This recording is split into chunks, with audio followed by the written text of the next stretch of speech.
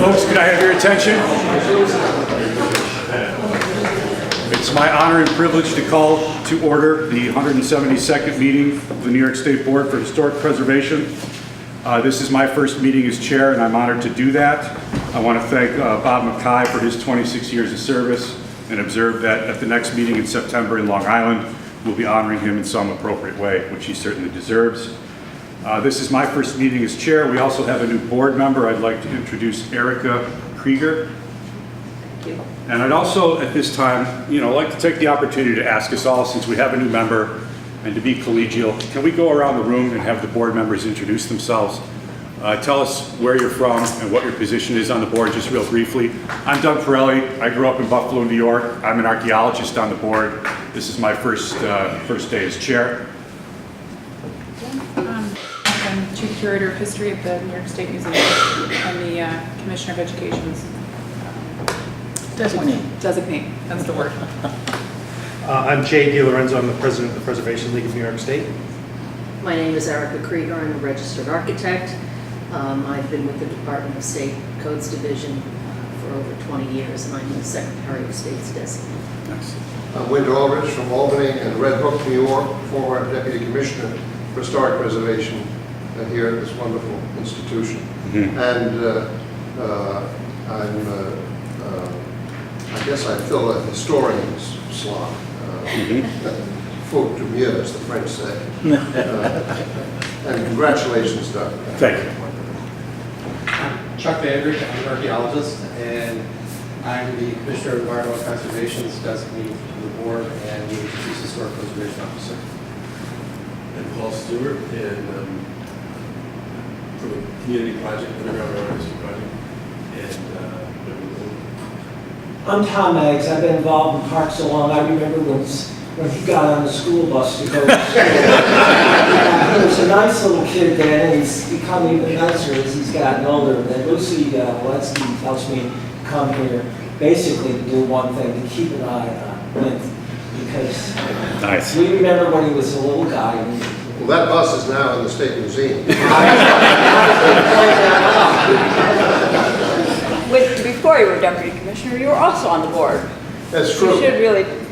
Back before there was a board, the Committee on Registers, headed by Billy Arrington, of sane memory. Thank you.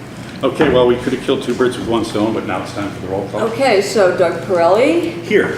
Tom Maggs. Here. Jennifer Lemack. Here. Erica Krieger. Here. Paul Stewart. Here. Chuck Vandry. President. Kristen Herron is absent. J.D. Lorenzo. Here. Wint Aldrich. Here. And Wayne Goodman is absent. Okay. Moving to approval of the minutes. Motion. Moved it. All in favor? Aye. Opposed? Abstentions? Who is the second? Me. Thank you. Oh, yeah, that's one of the things we're going to be more Yeah. careful about is Yeah, I Robert's can, rules. If I'm looking down or I can't, Yeah, so we had Tom Tom moved it. and Jay seconded, and I believe there was unanimity. Thank you. Okay, now a discussion of the next meeting, date, location, and any extras that are happening there. Kath, would you help us The with next that? meeting is going to be on Long Island at Planting Fields, and I don't actually know where Planting Fields is. Daniel, would you like to tell us? They had great potato Yeah. chips there. I remember that they made their own potato chips. I remember Bob talked to us about it last time. We're going to see a wonderful exhibit. I'll remember that. So Gertrude Whitney's sculpture. Studio. And maybe go to her studio? Well, Henry Joyce, the site manager, thought that might be a bit too much because it's about 20 minutes away, and he thought if you all went there and came back, it would be maybe after the meeting you could go there. That makes more sense. Henry thought that the exhibit in itself would be enough and would be very interesting. And also we have to have I would access. respectfully disagree with that because her house and landscape grounds are unbelievable. They really qualify almost as an NHL. And they're still privately owned by the family. Bob and I and many others, I guess, have been trying to encourage the family to get with the program because we don't want to see that building lost. Well, we have, so that's. we have made, we have been spoken to the owner or corresponded with the owner. I guess we'll have to see if maybe Bob can help us set that up, but it is 20 minutes away, I believe. Yeah, do it on the way home, I would say. Okay, so maybe afterwards, we could have a shorter meeting and go over there. We also want to honor Bob at that meeting in some way. He's agreed to attend. So it is Yeah, September. is there plans in the works for honoring Bob? Yes, somewhere? in some way. Okay. Some small way, did you say he agreed to be honored? He'd like to see it limited, yes. A limited. Well, then let's maximize it. Yeah, let's go all out. I think we did, read a letter from the commissioner a couple of meetings ago. Last June. Yeah, in June and last June, and he was embarrassed about that. And Indeed. so some small way, we'll have to give him like a big, huge model, a yacht or something, because he's very into those kind of things. Well, he shouldn't be entitled to escape embarrassment. That's right. By no I'm going to means. put Wint in charge of the Yeah. Bob Embarrassment Committee. No, but we will honor Bob in some way. We'll be at planting fields, and we will figure out a way maybe to go over to the Vanderbilt Whitney studio. Yeah, let's try to do all of that. Thank you. What is the date of the meeting? September 6th. September 6th. And I really need you all to let me know whether or not you can come, because we came very close to not having a quorum for this meeting. Yeah, I'll piggyback on the back of that as the new chair and say we have to respond better to Kath in a more timely fashion about our intent to attend meetings. She's really struggling to make sure that we have a quorum, and we all need to do a better job of that. So we'll try to do that. Kath, how many vacancies do we have on the board now? 3. 3, and we have nominated people, I guess that's the word, to fill them. So we have 3 nominees. Oh, yes, they've been over there for, what, a year, Michael? Or at least. At least Oh, a yeah. year. It took me 2 years to get confirmed as A chair. year and a half. It's just that the boards aren't getting approved. And I think we've had some movement on it recently. Yeah, we They've have been some. asked, well, that didn't have to go to the Senate. That just had to go to the governor's I office. see. But the Senate hasn't been approving any boards. I think Erica was telling me that a lot of boards at DOS have been unfilled.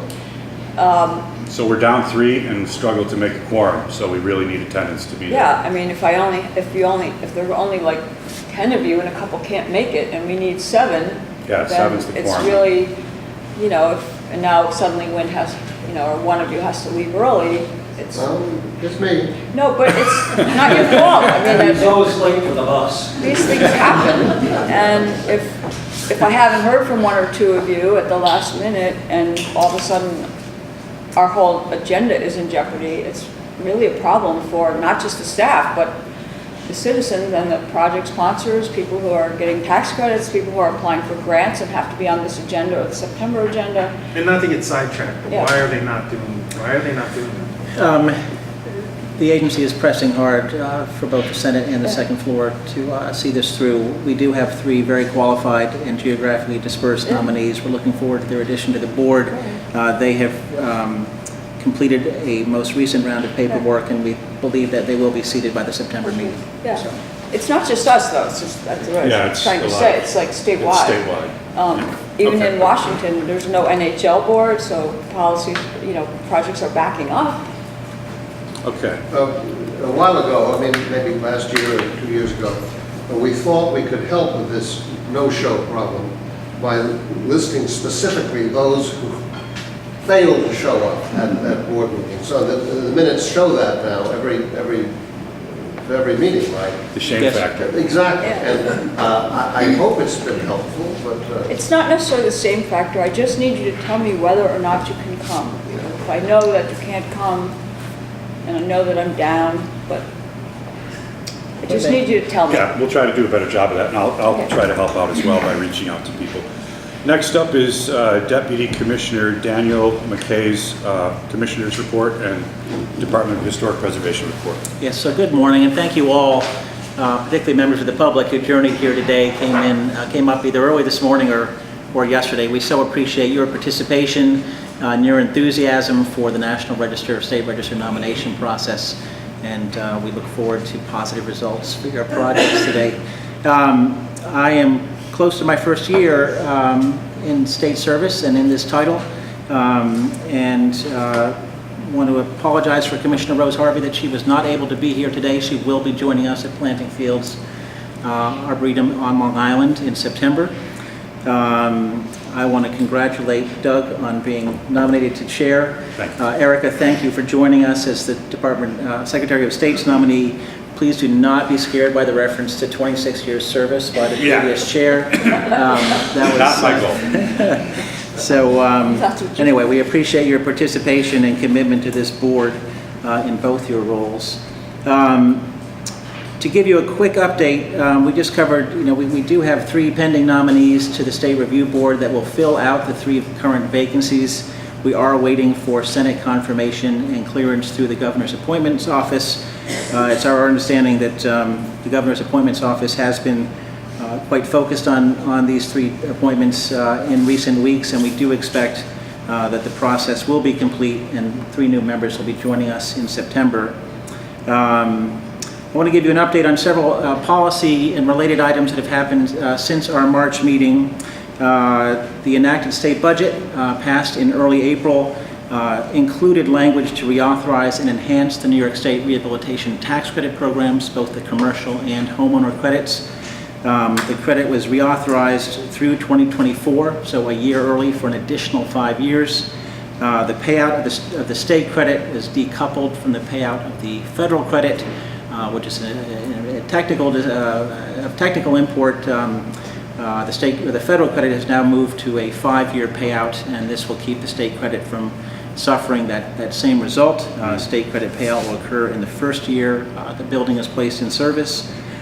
The implementation date for census tracts, which are the key determinant for participation in the state tax credit program, was shifted from January 1st to April 1st annually.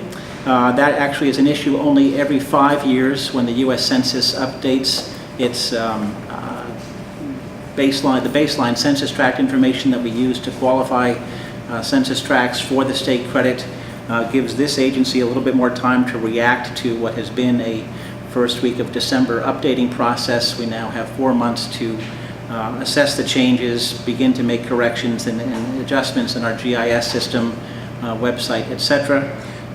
So we're pleased with that. But even more important, for census tracts that happen to fall out of the program because of improving demographics within them, there is now a 2-year period that newly disqualified census tracts, that projects in those census tracts can remain eligible to apply into the state tax credit program.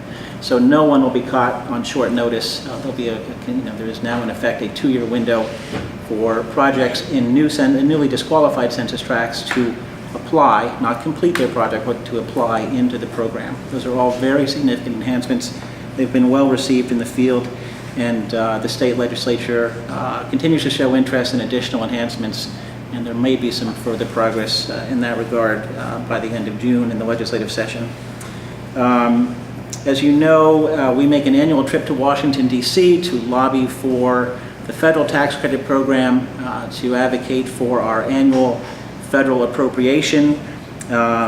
We have now been told what our federal fiscal year 2018-19 federal appropriation is. $48.9 million has been released nationally. The New York State claim to that is around $1.436 million. That is an amount determined by formula, population, and other factors. We are number 2 in the nation in terms of the amount we receive from the from the National Park Service allocation. This is funding that goes to support our responsibilities as an agency under the the National Historic Preservation Act for administering the National Register Program, the Federal Tax Credit Program, our compliance responsibilities under Section 106, triggered by federal funding or permitting, and it represents about 40% of our agency budget. Comes out of that federal allocation. Can I ask who's number 1? California. That would be my guess. Yeah. So that is important monies for the operation of this agency, and that number has been creeping upwards in recent years. We've seen about a $60,000 increase in that allocation. I will recognize Senator Gillibrand for her leadership in the Senate, for being the leader of a bipartisan letter circulating in the U.S. Senate to support an increase in funding for state preservation offices. And then a number of members of the New York State House delegation have also been supportive, both sides of the aisle. So we're pleased with that, with those indications of support. That grant from the National Park Service also is the basis of our annual Certified Local Government Program, grant program funding. We will be awarding $143,000 in certified local government grants in this coming year. I believe the Commissioner has just approved the list. Parties are being notified. I won't go into the detail until the September meeting, but there were seven grants awarded in that process to certified local government communities throughout the state. We have completed the first of 3 National Park Service funded underrepresented communities grants. We have talked about this, our LGBT historic sites project in the past. There have been nominations that are outcomes of that process that this board has reviewed and approved. So we are finishing, we have submitted paperwork that represents the completion of the first phase of the project. And one of the major components of that, beyond the National Register nominations that you all have seen, is that there is, we have now published a New York City LGBT historic context statement that really documents the history of the LGBT movement and citizens in New York City and the sites associated with that movement. So we are now working on that's going to be available on our website. We will distribute it as a PDF to members of the board. It'll be available to the public on our website. We have requested a very prominent, that study be featured quite prominently on the State Preservation Office website, and we expect that to happen soon. We're now working on the second phase a second grant from the NPS for the LGBT project. And you will see additional National Register nominations that result from Grant 2. And then as announced at the March meeting, we have a third grant from the National Park Service that is developing a context statement for 20th century African American history in New York State. And whereas the first 2 grants we've referenced are focused on New York City, the African American grant will be focused statewide, looking at 20th century African American history in New York. So we're very pleased with the staff interest and commitment to being on the cutting edge of survey work and National Register work, and particularly focused on underrepresented communities in New York State. I will take a few more minutes to talk about a matter that has been of growing statewide attention. As you have seen, certainly the Erie Canal corridor communities between Buffalo and Albany are aware, but so aren't the maritime communities, so aren't communities on Long Island. In the last 2 weeks, 7 vessels from the New York State Canal Corporation, including 3 vessels which were determined National Register eligible, were used for augmenting and developing artificial reefs in both Long Island Sound and on the Atlantic shoreline of Long Island. We have played a role as an agency in reviewing the proposed list of vessels to be scuttled for that purpose. Our State 1409 State Preservation Act regulations certainly acknowledge that the New York State Canal Corporation is owner of potentially historic vessels that have operated on the Erie Canal corridor in some cases for nearly 100 years, and that the disposition of those vessels in this manner is an adverse effect upon historic resources or potentially historic resources. So a list of 29 vessels was proposed for reefing by the Canal Authority, and they're actually under the oversight of the New York Power Authority currently. 7 vessels were moved for review and disposition, and we're actually are now being put in the water down off Long Island. Our review with NYPA and with the Canal Corporation resulted in a number of stipulations in a letter of resolution that was reached in mid-May. We required Habs Hair Level 3 documentation of all the vessels used for this purpose except for the scows. and barges that were those first 7, among the first 7. Retention of architectural and shop drawings of all the vessels except for the barges and scows. Certification that photo documentation of those vessels was complete before the scuttling began, and have required that the New York State Canal Corporation will undertake a survey of all motorized vessels in their floating plant of 50 years of age or older in order to provide New York SHPO and other constituencies with a roster of potentially historic vessels remaining in the Canal Corporation fleet. The Canal Corporation will retain a qualified consultant to develop a historic context for Canal Corporation vessels to aid in the determination of historic significance going forward, and that the data collected from all these stipulations will be used to create an internet-based directory of vessels removed from active New York State Canal Corporation service. So we are trying to use the disposition of these, in some communities, the controversial disposition of these first 7 vessels out of a proposed list of 29 to leverage research, documentation, and assessment capabilities for not only the additional 22 vessels, but the rest of the Canal Corporation fleet. The upstate maritime community, the maritime community that is focused on historic canal resources along the corridor, was quite upset. I know that other constituencies, we have the Erie Canalway National Heritage Corridor based here on People's Island. There was concerns there as well.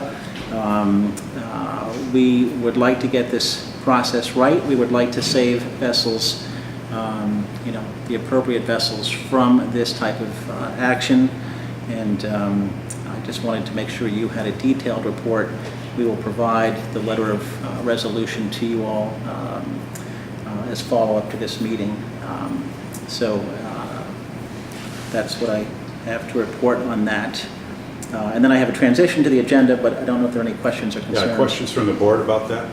Daniel, has the Canal Corporation committed to preserving as museum vessels any of the fleet? The Urger, for instance, which is always a popular one. The Urger is the iconic flagship, although there are other vessels of similar significance, and attention will turn now to the Urger. There have been proposals that there have been proposals to basically remove the Urger from service in the water and commemorate her on in a land-based land-based format. We have significant concerns that represents an irreparable impact to that resource. You take that or other boats of that significance out of the water, put them on display, they will be compromised in a way that will not allow them to return to water use. So attention will now shift. The Urger is under there is a proposed project for the Urger that is under consideration by this office. But compromised in a way that's less impactful than putting holes in them and sinking them. So is there some kind of process in place to select representative examples of types and styles and things and not make them reefs? Yes, and so that's what we try to achieve in this stipulation, is the documentation that allows us to put the rest of the fleet in context. Are there sister ships? What's the level of integrity? I think there was a willingness to sign off on these 7, but in particular these 3 NR eligible determined vessels, because there were sister ships or representative examples that had higher integrity. Good. And so, in a sense, we could allow that to negotiate for a better path forward to assess the rest of the fleet. Can I just say one thing on the Urger? A number of years ago, we sponsored William East Moon, who was Native American, who wrote a book called Blue Highlands. And the Urger, Skylar Meyer, I don't know if any of you remember Skylar Meyer, but we took that on as a project. We opened the canal early, came up from New York, and then went all the way out, and then he went across to Astoria, Oregon. But that was, we loved that vessel, and that vessel was met all the way up through New York. It was amazing. And of course, William East Moon brought great great notoriety to it. So I know that's a favorite of a lot of people. Yes. It seems to me that this is one of those issues that the state board should take some kind of position on. I agree. I think that these resources are so important to the canal, the amount of time that's been spent on listing the canal, the amount of time this board has spent pondering the listing for the canal. And it would seem that these vessels are a very important part of that history. And that, I think there's real concern here with the state doing away with these historic assets. I think the state board really should have some kind of autonomy. It's certainly within the purview of the board to take that role. Yeah, that's a good suggestion, which brings us to this next item. Daniel, are you all set? So the next item on the agenda, not that it's going to take a lot of time today, is this idea of board business. And this is a perfect segue for the kind of item, the canal boats issue, that can enter board business on a day like today as an item of new business for future consideration. I will try to do my best to track these issues. We can talk about them as a board behind the scenes between meetings and come up with things to present at the board meeting. So I'll consider the canal boats issue our first agenda item for board business. This is a new section for new and old business for us to consider. It's something that I think the board used to do more of, and we'd like to return back to that kind of format. Another example would be archaeology committee activities that Chuck and I might do. I also feel that the board should have more input on the 5-year plan that the state resolves to enact, and we'd like input on there. So there's at least 3 issues of board business that we will return to moving forward, and I thank you for that. Please go ahead. So simply a segue, my segue to the rest of the agenda, I just want to note that we have 21 nominations from 13 counties, with Erie County leading the way in terms of the number of nominations. 18 of the 21 nominations for our review are in census tracts qualified to utilize the State Historic Tax Credit Program. And that, I think, really underscores the interrelationship between tax credit incentives, survey work, and the National Register Program. It's all 3 of those programs, as well as support from compliance and archaeology in some cases, that makes the whole process work. So I want to thank once again the National Register Unit and Kath as the unit director, for your diligence and your expertise and your commitment to a heavy pace in the National Register Unit. You've given us a full agenda for the day, but I also want to acknowledge staff and other units that have, from survey to GIS, compliance, and archaeology, for their contributions to the substance of the work on today's agenda. And just briefly, if Kathy Howe, if you'd be willing to share the unfortunate news that Paul is leaving our employment. Yeah, Paul Archambault, standing, proudly behind me here. Paul's been with us, about 3.5 years? 3 years, 3 months. 3, yeah. 4 hours, yeah, came up from Tennessee to work on the Superstorm Sandy Coastal Historic Resources Survey. He has become the expert in those coastal areas in terms of historic resources, our in-house expert on, we have what's called a Chris Trekker mobile app for survey, so he's our in-house expert on that as well. And we're very sorry to see Paul go after almost 3.5 years. He's coming back with his family to Tennessee.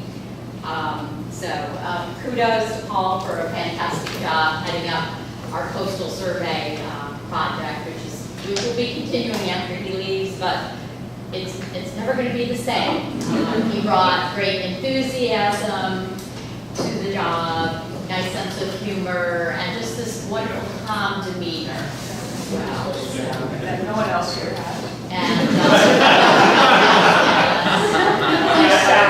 chaos at home. yes. And I also want to add one other thing, which I don't know if we're segueing into this, but I do want to add that he's also going to be sorely missed by every year State Parks has participates in the corporate challenge race through the streets of Albany. And Paul is a Boston marathoner, he's fast. And he's always been sort of the fastest one on the team. And so our corporate challenge running team will sorely miss him as well. Is this a time to announce that the corporate? Yes, and also, I don't know if there's a certificate, but if we could have Jennifer Batsworth and Paul. Oh, you have, okay. Okay, I guess you were perceived something. So this past corporate challenge race, our team, State Parks, came in third overall of all of the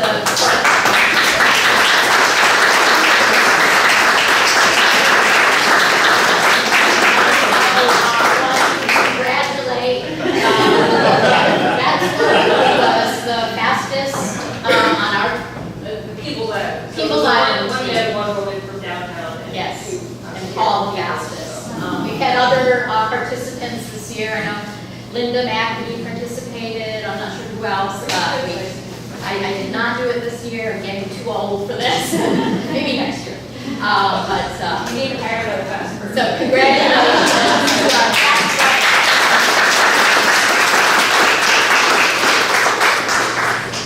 Okay, so we're turning to the reviews, and I just want to say a couple more words about that and in terms of how I'm going to run the meeting. As chair, I want to facilitate communication and consensus, not advocate for any one position. I'm hoping that there will be more discussion of individual nominations. I certainly want it to be a more deliberative process, and I'm going to wait for somebody to make a motion and second the motion, not put people on the spot, just saying. We talked about attendance already. Certainly I want this to be fun and a learning experience for everyone. And I want to thank Michael and Kath for the new chart that you've developed. So I don't have to do it. It's way better than the one I came up with. And it's a comprehensive chart that really helps you track all of these great forms through this process that we're going to go through today. So I believe there's printouts available for people to use. You all have one, I put some on the table. I think you'll find it incredibly useful, and I appreciate you going to the trouble to establish that at your level for the board to use. Anything else you want on it? Yeah, accepting comments on the chart. I did the chart, but Michael helped me do the Excel because I do not excel at Excel.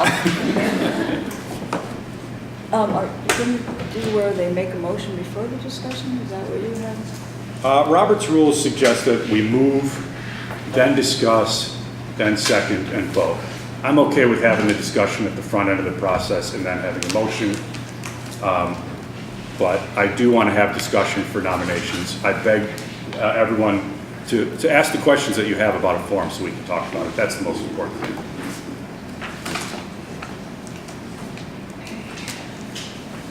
So I don't know what the process is for starting that, but are we going to go down? We can just start Go ahead. with the If you would introduce them. first, you ready to start? Yeah. Okay, so the first is the Buffalo Colored Musicians Club, and then we'll start. You all have the order of presentation, and we have some visitors. And Doug, how does that work with the Roberts rules? Do the visitors, are they introduced and speak at the end, or how does that work?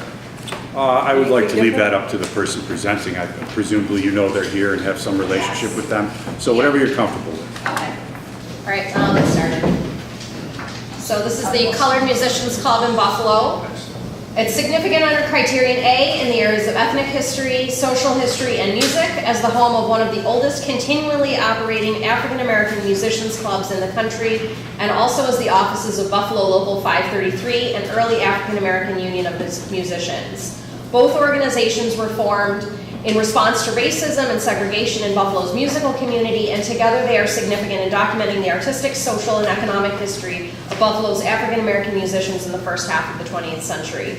The period of significance begins in 1934, when Local 533 and the Colored Musicians Club first moved into this particular building, and closes in 1969, when the Local 533, composed of black musicians, merged with the Local 443, the Union of White Musicians. Local 533 was one of the last segregated AFM unions in the U.S. to merge, as leadership wanted assurances that their members' livelihoods would be protected.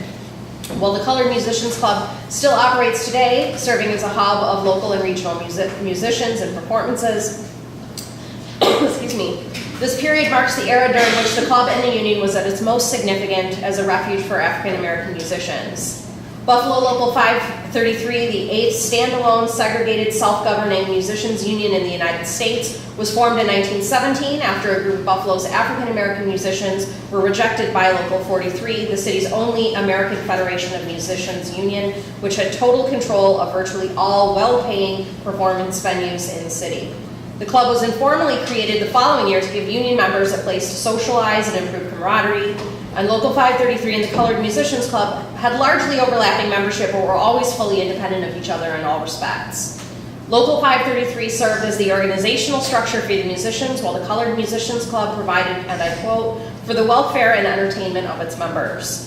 Between 1917 and 1934, the club and Local 533 functioned together and donated or leased spaces within a 5-block area in Buffalo's predominantly African American neighborhood, centered at Broadway and Michigan streets. After both organizations started renting space in the nominated building at 145 Broadway in 1934, many of the era's most prominent musicians visited the building in order to finalize their AFM contracts, acquire permissions to play in local venues, and pay performance fees after their shows.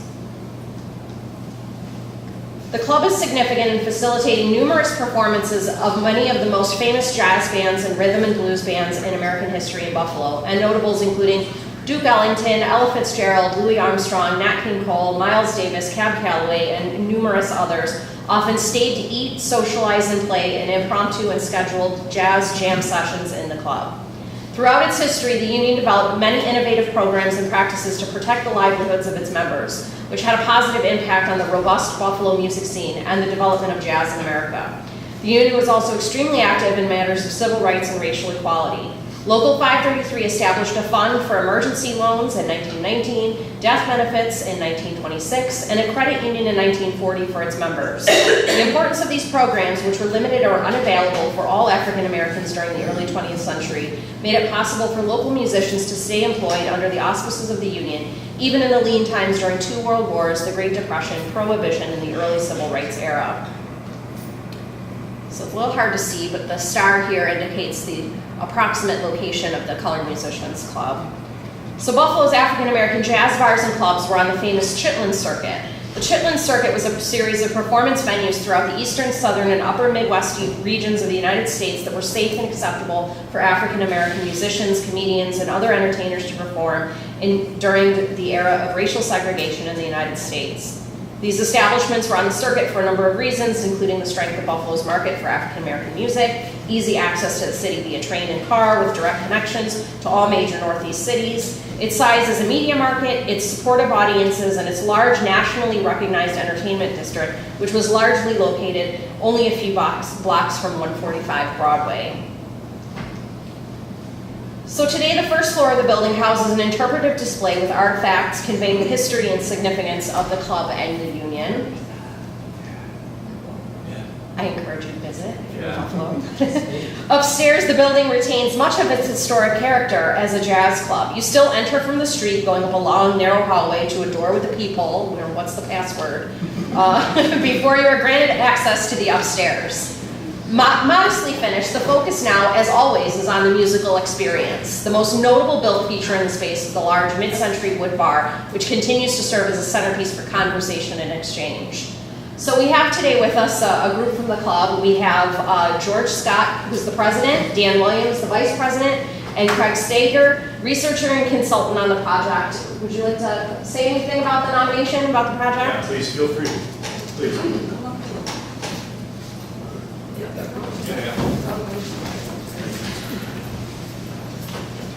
Well, this is quite an honor for us, as Mr. Williams will probably tell you too. As a youngster, a lot of these guys that went on to do great things and represent Buffalo well was our mentors. And through the years, they taught us a lot of stuff, you know, pertaining to jazz and life. And as we started to do the museum, and we saw the rich history and some of the famous people that they played with. These guys were so humble. They didn't sit around and brag about what they did. They were more concerned with what we were doing and to continue the legacy of what this place was all about.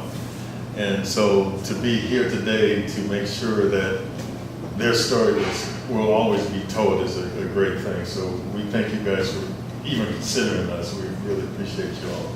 Thank you.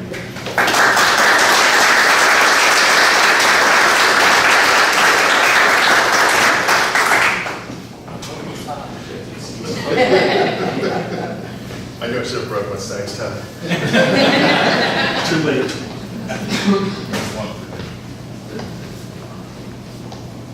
Forgive me, I had not intended to say anything, but due to the current condition of our country, I felt it necessary. When I graduated from East High School in Buffalo, New York, I attended Buffalo State, it was called Buffalo State College in those days, and I wanted to be a history teacher. I loved history.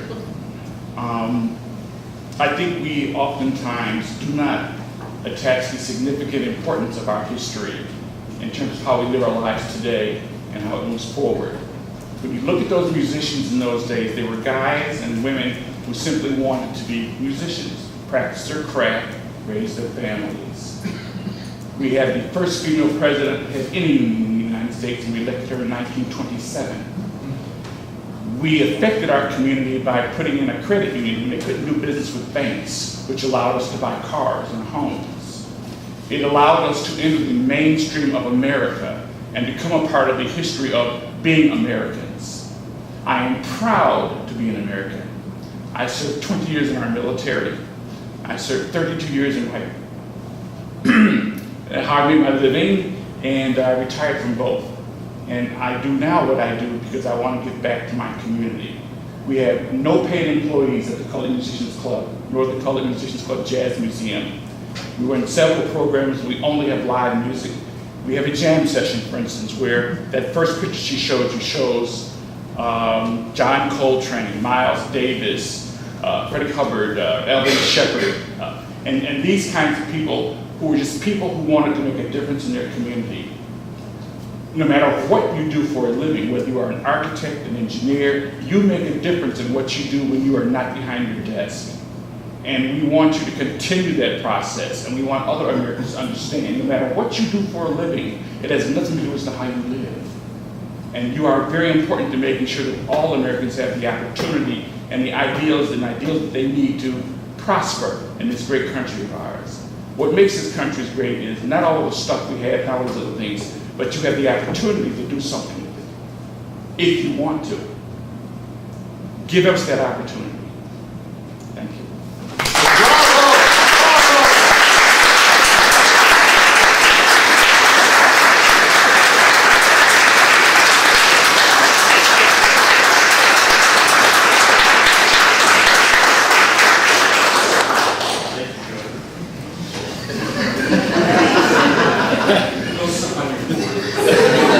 So that's the Colored Musicians Club. Any questions on the? Yeah, questions, comments from the board? I thought the form was fantastic. I appreciated the demographic analysis. That map of the occupants and where all those bars were was excellent.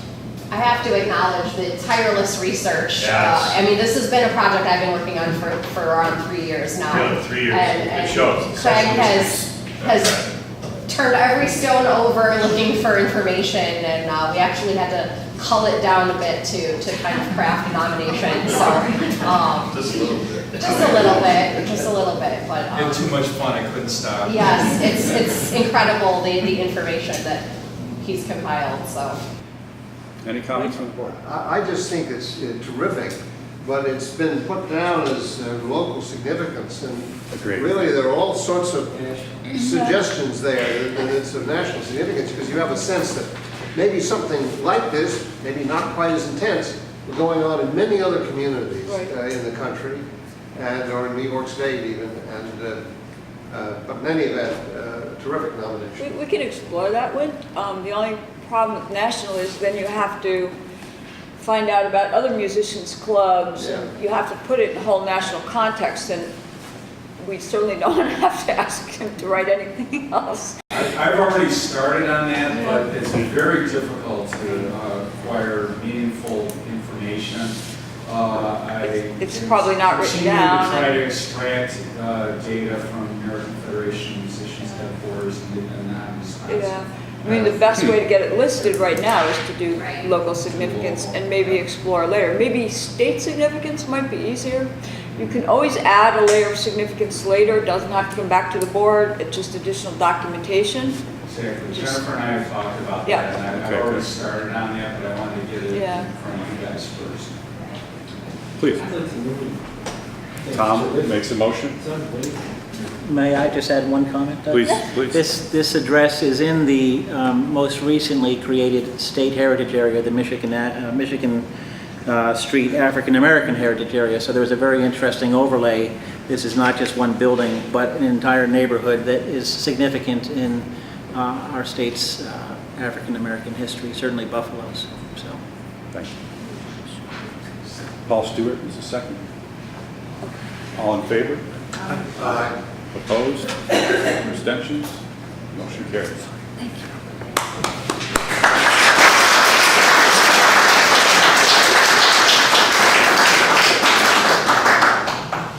Are you on top of that? I know, that's a tough way to start. So this is the Faith Missionary Baptist Church. It's at 626 Humboldt Parkway. It's locally significant under criterion C as a good example of a new classical religious building in Buffalo.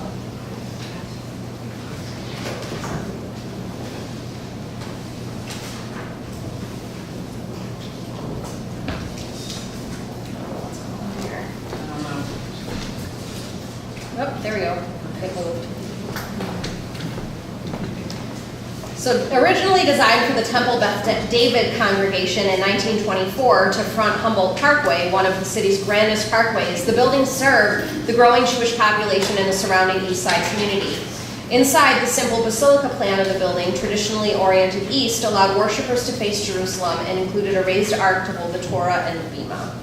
These traditional elements of synagogue design accommodated an easy transition of the house of worship to a Christian church in 1955 when Faith Missionary Baptist Church purchased the building. The building is additionally significant for its association with architect Louis Greenstein, who is one of the first and most prominent Jewish architects in Buffalo. So the church building is also locally significant under criterion A in the area of social history for its association with the shift in the demographic composition of Buffalo's east side from predominantly white and European in character to predominantly African American. During the early 20th century, German, Polish, and Jewish residents of downtown Buffalo began to spread north throughout the neighborhoods of the east side. This migration brought a significant Jewish population to the Hamlin Park neighborhood. Conservative families organized as the Temple Beth David congregation, the second conservative congregation in Buffalo, and raised a synagogue which offered them a place to worship for nearly 30 years. Around the middle of the century, members of the original groups that settled in the neighborhood moved further out of into newly accessible suburban areas, and middle-class African-American families, escaping the worsening conditions of the downtown area, purchased the homes they left behind. One of the religious institutions founded by members of the second wave of settlement was the Faith Missionary Baptist Congregation, which purchased the building that had become host to the second religious group with a distinct form of worship. However, the Baptist congregation made few alterations to the building, installing some Christian iconography in the building, but largely leaving Jewish symbolism intact. The most substantial change to the building occurred in 1968 when the congregation constructed the major addition that held the Martin Luther King Memorial Center. Local architect George B. Smythe designed the addition, which included classrooms, office space, and meeting areas necessary for many community functions related to the Faith Missionary Baptist mission. I think I have another picture. Here we go. The period of significance for the church building begins with the building's construction in 1924 and encompasses 3 decades during which the Beth David congregation conducted services at 626 Humboldt Parkway, and the year in which they sold the building to the Faith Missionary Baptist congregation. It also spans across the first few decades of Faith Missionary Baptist's occupation of the building, a period in which the congregation assumed a prominent role in local involvement in the American Civil Rights Movement of the mid-20th century. The period of significance ends in 1969, the year that the Martin Luther King Community Center was completed in honor of the late civil rights activists. So this is the Faith Missionary Baptist Church.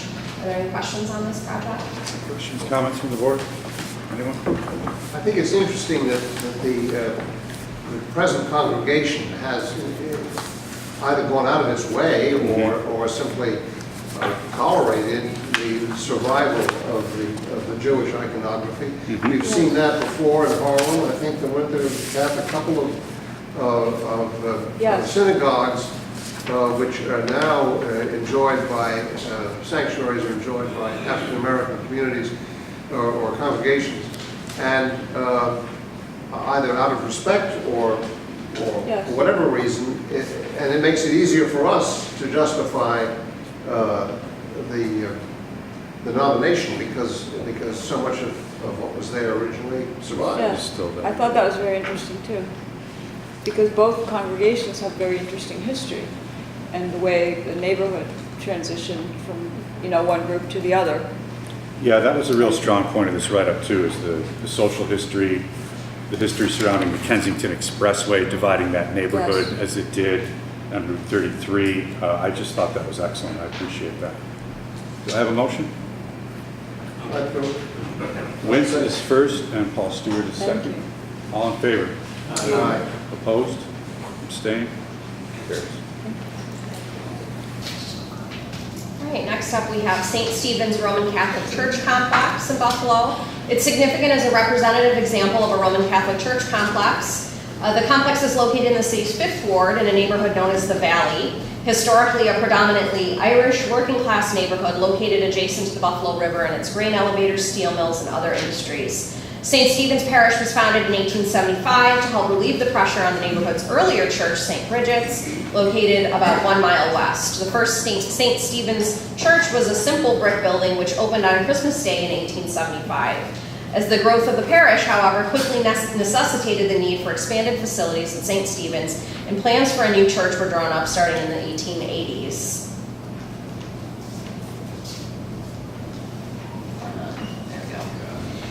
So the complex consists of 2 buildings, a church with an interconnected rectory and attached garage, and a freestanding school building. The school is located on the northwest corner at the corner of Elk and Euclid. So here we have the church here, that's kind of wings, and then St. Stephen's, which is the school. So the current church was completed in 1889, supposedly subsuming the original 1875 small brick church at the same location. The current rectory wing was constructed in 2 phases. The southern brick building with limestone connector to the church was actually completed in 1882, followed by the circa 1930 stone addition to the north, which mimicked the other stone buildings at the site. The church also had that convent wing, which we saw on the Sanborn map, but that was demolished by the church in 1981. Despite the loss of its spires in 1932 due to deterioration, the church remains largely intact, including retaining an elegant Gothic revival interior with all these ribbed vaults and the beautiful clear story and lots of beautiful stained glass.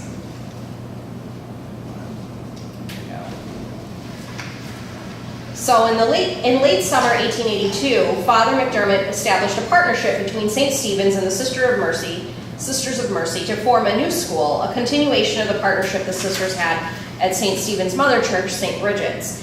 In 1894, the growing student body exceeded the capacity of the initial school building, and in 1896, the current 4-story brick and limestone school building was constructed for over $25,000. Beginning in 1949, plans were made for a significant update to the school. The intent of the project appears to have been to better fireproof what was then at the time a 75-year-old school building constructed almost entirely with a wood interior structure.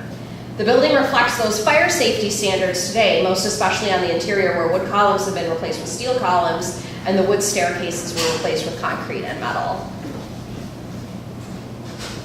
St. Stephen's Roman Catholic Church complex is significant under Criterion A in the area of social history, is a largely intact local example of a neighborhood church complex that served as the social, religious, and educational center for the immigrant neighborhood throughout its history. The complex is also significant under Criterion C in the area of architecture as a good representative example of the late Victorian Gothic style of architecture, both in the church and the rather unusual school. The period of significance is 1882 to 1951, which spans from the construction of the complex as it currently stands until the completion of the 1951 alterations to the interior of the school, which was the last major construction project undertaken at the complex. So this is St. Stephen's Roman Catholic Church complex. Are there any questions on this one? Questions, comments from the board? Is this a tax credit project? The school is. Is it a tax credit project? It is. What are they going to do with the church? It's the school building. No, so the church is going to sit To there. my knowledge, the church recently closed. It was an active Catholic church until just like a year ago. And it's been recently purchased by someone. I don't know what their plans are for the church. So it's private ownership. It's private. It is now, owned. It's yeah. not a private diocese. But we did have the church's letter of permission to do this, you know, most of Oh, it. Yeah. I see. The Buffalo Diocese and several others It's good. are now giving us permission to nominate their churches. Buffalo, Syracuse, what's the other one? Albany, no, but. Previously, they didn't. No. A major breakthrough. Yeah. Congratulations to those. Well, I wrote a letter To make that to them explaining, you know, that if they were going to be using the tax credit and selling their buildings, these developers needed to have permission to nominate. We can't nominate just the school and not the church, and all of a sudden they started letting us. But some of the, I think some developer, Gould, did something similar in Syracuse. We do that. Most of the dioceses in New York, not Albany, they refuse. So, but again, the church is now under private ownership when we're nominating here. Is there any Eastern European iconography in the windows or anything? Well, it was predominantly Irish, so it's more, I think actually St. Stephen was the patron of masons and bricklayers, which is kind of interesting given the school incorporating both brick and stone, so. I'll move it. Do I have a second? Second. That's Jay. Jay? All in favor? Aye. Opposed? Abstained? Good. Thank you. So the Buffalo Public School number 57 is locally significant as a good representative example of an enlargement to an older school to incorporate an updated early 20th century educational program in the Broadway-Fillmore neighborhood of Buffalo. So PS 57 is locally significant under criterion C in the area of architecture for embodying the design principles of early 20th century school standardization. The period of significance here is 1913-1914, which encompasses the original period of construction. Carl G. Schmill's design for the building reflects national trends of school design in the early 20th century, and the building retains nearly all of the original features that demonstrate these standards.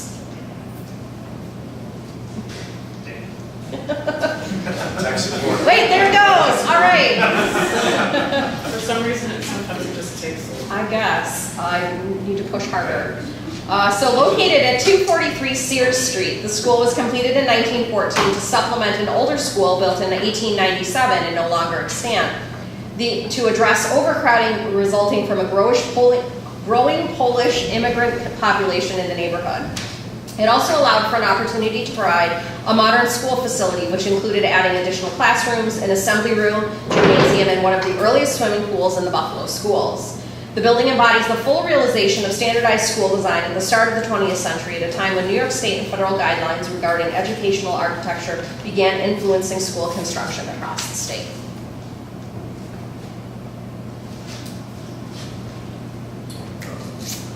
Thank you. Physically, PS 57 represents up-to-date school construction standards of the 1910s, incorporating strict standards of lighting and fireproof construction. During the 1950s, the school district undertook a concerted effort to replace the oldest remaining schools throughout the city, and several that dated from the 1860s through the 1890s were demolished during this decade.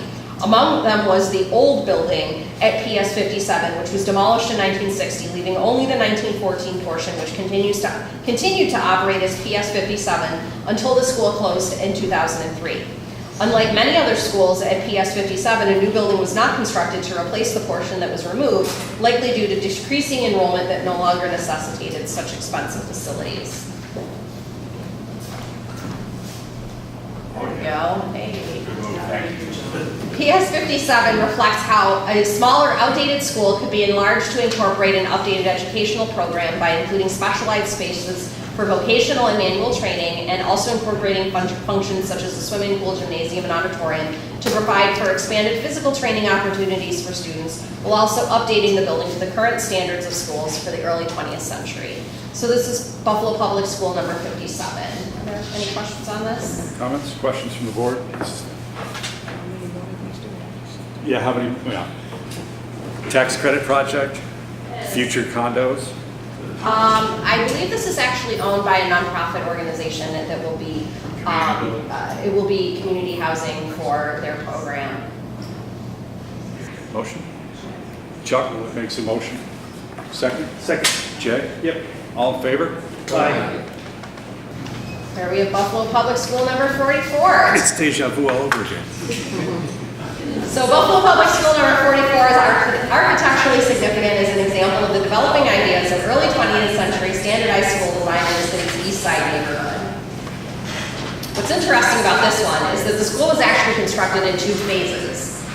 Commissioned by the City of Buffalo and the Board of Education, the northeastern portion of the school, highlighted in red, was designed first by the city's building bureau architect Howard L. Beck in 1907-1909. And then remaining portions were subsequently designed by the city's Board of Education architect, Ernest Creamy, in 1930, highlighted in yellow.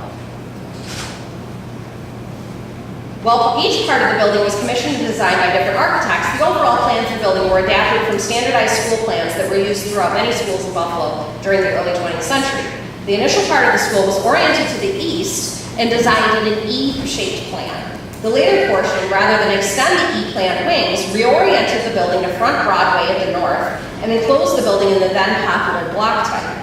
Given that the building consisted of these 2 major parts, PS 44 demonstrates the evolution of school design through the early 20th century. The period of significance begins in 1907 when the oldest portion of the school was constructed to the designs of Howard Beck and ends in 1930 after the construction of the addition by Ernest Creamy was completed.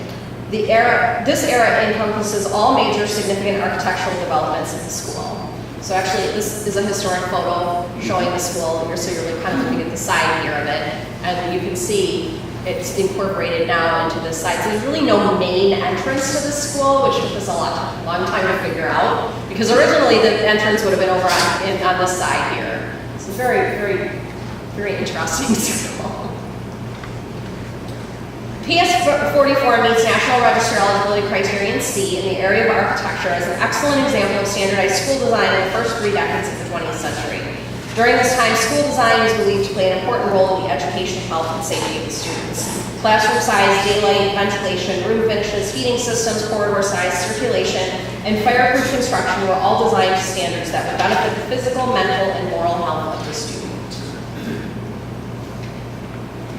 The plans citing material fabric of PS 44 were designed according to the requirements in order to enhance student exposure to natural light, hygienic practices, and certain educational values put in place by state and federal school guidelines during the early 20th century. While hygienic values were emphasized as a priority in school designs, concerns for fire safety, prevention, and egress began to dominate school design by the 1920s. As the building was constructed in 2 stages during this era, the architecture of PS 44 thereby encompasses both of these distinctive periods in the early 20th century history of Buffalo Public Schools. So this is Public School 44. Yeah, one of the things you touched on in the write-up is the idea of demolishing houses in the community to build a playground for the school. Did that really happen? Yeah, there was a lot of sort of, I mean, this is Buffalo's east side where they're still demolishing buildings, but there was some loss of fabric around the building, I believe, yeah. And so that playground would have been constructed and is now housing again, or some other mixed? I believe it's incorporated as part of the school property. I'd have to check the maps more I thought it specifically. was interesting that they tear down houses because of such a concern for having a safe place for the kids to play on school ground. Yeah, it's a massive school. Yeah. It has a large footprint, as you can kind of see by the floor plan. So there's a big yard in the back. Any other questions or comments? A motion? Motion. Jen? Second. Who's the second? Wint beat Eric Couture. Two. All in favor? Katie went. Aye. So Jen, before we get into Fiddler's Green, the board has 2 articles, 2 recent articles in the Buffalo Press. One is an article from Buffalo Rising, a trio of projects, tax credit projects on Upper Niagara, and then a more recent article in the Buffalo News about minority contractors and accelerating business portfolio in the Buffalo area. Two of the featured contractors are doing tax credit project work in Buffalo. So it's just worth noting. Buffalo has more completed tax credit projects than any other upstate community, over 100 at this point, and probably 40 or 50 pending projects as well. So the work of this board, the work of the staff is indeed playing a critical role in Buffalo's redevelopment and reinvestment. So thank you for that. And it really is happening. I mean, Yeah. this miracle. It really is. Yeah. The miracle of Buffalo. It's all because of Doug's leadership, which just started 5 minutes ago. Okay, so now we have Fiddler's Green Historic District in Springville. It's significant as an intact civic and religious center that developed around a public green space within the village of Springville. The Fiddler's Green Historic District demonstrates significance under Criterion A in the area of community planning and development for its distinctive development as a village center, an intentional design that endured through the area's history. The district also merits consideration under Criterion C in the area of architecture as a collection of religious, civic, cultural, and residential buildings that demonstrate the evolving national architectural trends over the course of Springville's development. The district reflects styles including the Gothic Revival from the late mid to late 1800s, Queen Anne and shingle style, and Colonial Revival typical of the early 20th century. The period of significance for the Fiddler's Green Historic District encompasses the years during which the most significant architectural development occurred, beginning circa 1818 with the establishment of the public square, and closing in 1937 with the construction of the WPA-era post office and fire hall. So the land for Fiddler's Green Park was set aside in 1818 within the first 10 years of Springville's settlement and development. Rufus Eaton moved his family west from Eatonville in Herkimer County, which his family had founded. Eaton founded the community's first map. Eaton drew the community's first map, mostly on the land that he owned, then donated land for the public square or park, a cemetery, an academy, and the First Presbyterian Church, and he also built a sawmill at the mill pond nearby. While initially known as the public square, the park took on the name Fiddler's Green for its anecdotal associations with early Irish fiddlers who met and played in the park. So Eaton's early plan gave rise to a small yet distinct part of Springville, consisting largely of civic and religious buildings standing apart from commercial and residential development in the community. In the tradition of public squares, Fiddler's Green became a center for civic life in Springville. The square played a vital role in the community as the village was being established. In early times, the green was used as a parade ground by the military companies that trained in Springville. Sometimes caravans and other traveling shows exhibited there and games of baseball were played. During the memorable Van Buren-Harrison presidential campaign of 1840, a log cabin, Tippecanoe and Tyler too, was erected on the southwest corner of the green, and a large political meeting was held there on that 4th of July. Ringing the park, a variety of civic, municipal, and religious buildings located. This included at one time 5 churches, of which 3 remain extant. The 20th century ushered in a wave of municipal building construction that reinforced Fiddler's Green as a civic center for the village. This began with the construction of Goddard Memorial Hall in 1902. The Springville Post Office, constructed in 1936-37, just east of the Green, highlights the continued importance of Fiddler's Green area as a civic hub in the 20th century. At the same time as the post office's construction, a Brook Municipal and Fire Hall building was built next door to it by the WPA funding. While small, this historic district also helps contextualize several previously individually listed resources, including the post office and the former Free Baptist Church and its parsonage. So just to note, we have received no letters of objection to this historic district. So this is Fiddler's Green in Springville. Any questions on this one? I appreciate you addressing that. One of my questions was, is this a boundary change to an existing district, or you're making a district and adding the 4 individuals? They were previously listed, and what this seeks to do is kind of contextualize rather than just have these kind of individually focused projects, which obviously related to the park and the central green space. How unusual in Western New York is this sense of a New England green?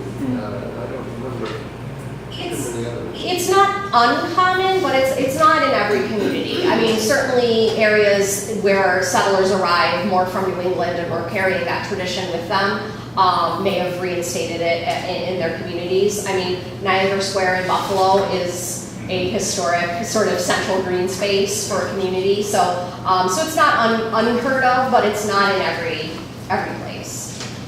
Tom? Over several meetings, we've put different pieces of Springville Indeed we have. on the board.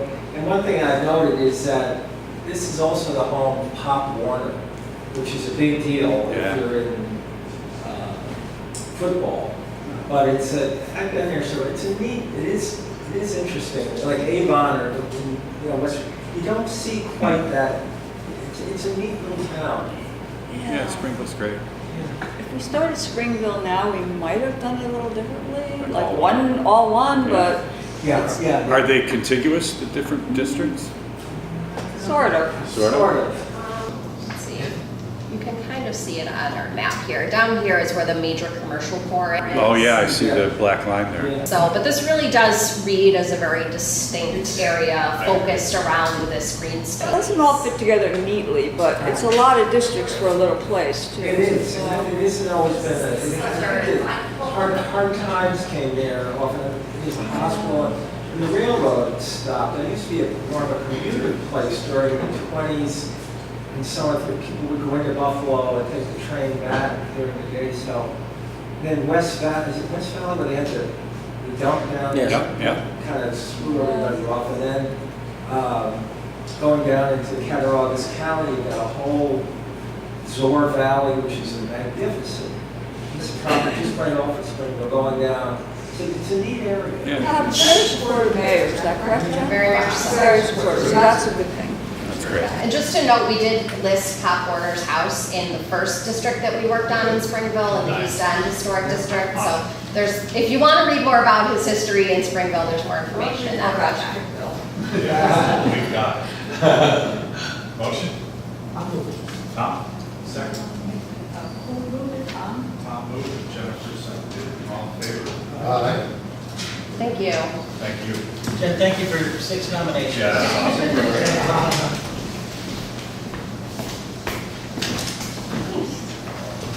Good morning. 4 proposals for you this morning.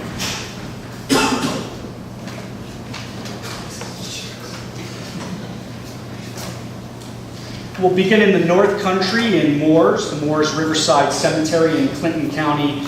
When we say the North Country, we mean it. This is one of the 3 northernmost tiers of towns in Clinton County that borders Canada, so it doesn't get any more North Country than Moores. Cemetery is being nominated in the areas of exploration and settlement, as well as art for its collection of markers, of funeral monuments, but a lot of the context you could see focused in large measure on the importance of this cemetery and the individuals interred there. This is the largest cemetery in the town, and it was in active use for almost 200 years before it ceased receiving new burials. By way of context quickly, this was actually a sort of informal project in which I was contacted by someone from Moores who said, "Can you come up and see what we've got?" I said, "We usually don't do that," but I had other business in the area, so I spent a half day in Moores, and we decided that the cemetery would be a good place to start, and thus the nomination. A couple general views, as you can see, full catalog of funerary art spanning the early 19th throughout the 20th century. General views left looking to the southwest and on the right looking to the east. Interred here are any number of significant figures in the community's history, including Ichabod and his brother Bosworth, sorry, I'm forgetting his name, the Southwicks, Shedden family, Churchills, basically the principal founding families of the community. One of the anomalies of the cemetery is the somewhat primitive stone on the left of Mary Tripp, who died a year prior to its establishment. We don't know the story or how it wound up here, if it was moved from another location. So as you can see, some characteristic early stones. The bottom right stone is very interesting. There's a few in the cemetery that have a sort of almost etched quality to them. I believe they were rendered in Chazy limestone, which is a particularly hard and durable material.